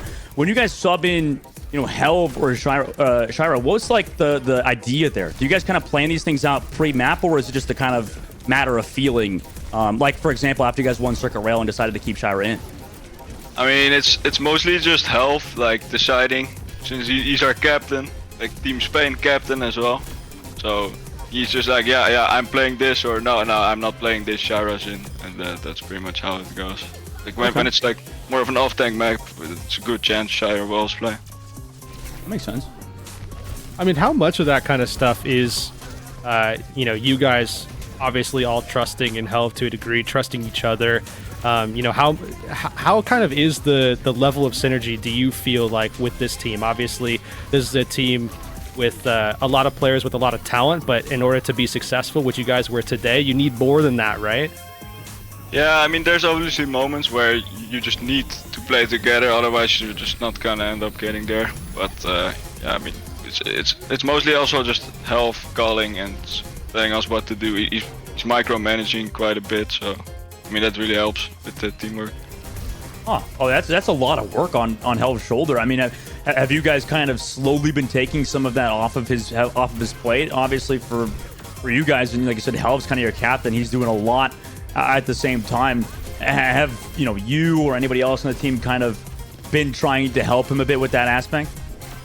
Well, I mean, I just try to say my stuff with like ult. In terms of ult planning, I'll just say like I want to do this with my ult and stuff. But no, it's a pretty quiet team. I'm not gonna lie. Like compared to other teams I've been on, we're just playing the game. It's just Health doing his talking. We're just playing, and sometimes we just come in every now and then. That's pretty much it. That's fair. I mean, it's such a unique, it's so different, I guess, compared to some other teams. Well, Pastor, obviously for you, congrats on the win, man. I mean, what a fun win. Is there anything else you want to say before we let you go? No, not much. I mean, I had a nice vacation. I'm enjoying the game. So, yeah, let's go. That's a vibe. That's a vibe. Thank you, Pastor, for coming through. I appreciate you, man. Yeah, bye. Well, that's Pastor, obviously, Forum Team Ataraxia. Hurix, what a guy, man. Obviously, going to Italy. Getting some vibes in over there. A lot of fun. I'm so jealous, man. I want to go to Italy so bad. You go and you lounge for 2 weeks in a nice spot, come back and win. Just lounge playing some Torb through a series and get a dub. I mean, what an experience. What a life that he's living, right? Let's go ahead, though. Let's maneuver. We've, of course, still got a lot of action yet to come, and we want to make sure that we can fit it all in before NA starts, because at this point, with how these matches have been going, who knows if we'll have enough time. So take a quick look at the standings actually right now, just to kind of see how things have sort of fallen after the first round of the day here at the start of week 2. You still see, of course, Twisted Minds up at the top. That's, I guess, at this point to be expected. Oh, yeah. No, Twisted Minds is an absolute menace in the lobby. It's been so tough for teams to deal with them. They just seem to continue their dominance. Meanwhile, I think, was that off-stream Peps lost their game or something? So two Twisted Minds, yeah. Yeah, 2 Twisted Minds, like you said. So, okay, yeah, that matchup happened. I mean, obviously now leading to SRP check, I don't think that changes much for them, right, Hurix, between these two teams. I mean, yeah, obviously you just lost to Twisted Minds, who have, by the way, a monster map differential. But for SRP Check, it's a totally different team. You're going right from that Farrakhan into now Cloudy and a lot of these Reinhardt compositions. And funny enough, you could kind of say the same thing about SRP Check. They just had their game that they won 3-2 against Triple Esports. So they're kind of going from the same kind of composition and then transitioning now into this one too. So definitely looking forward to this one. This is a major shift in focus and approach for both teams going into their second match of the day. Oh, yeah. And obviously for Ataraxia and Raspberry Racers, that was a banger series. We have one more banger series for you guys later on, or literally just in a little bit after the short break. So don't go anywhere, guys. We'll be back with that Team Peps game in just a bit.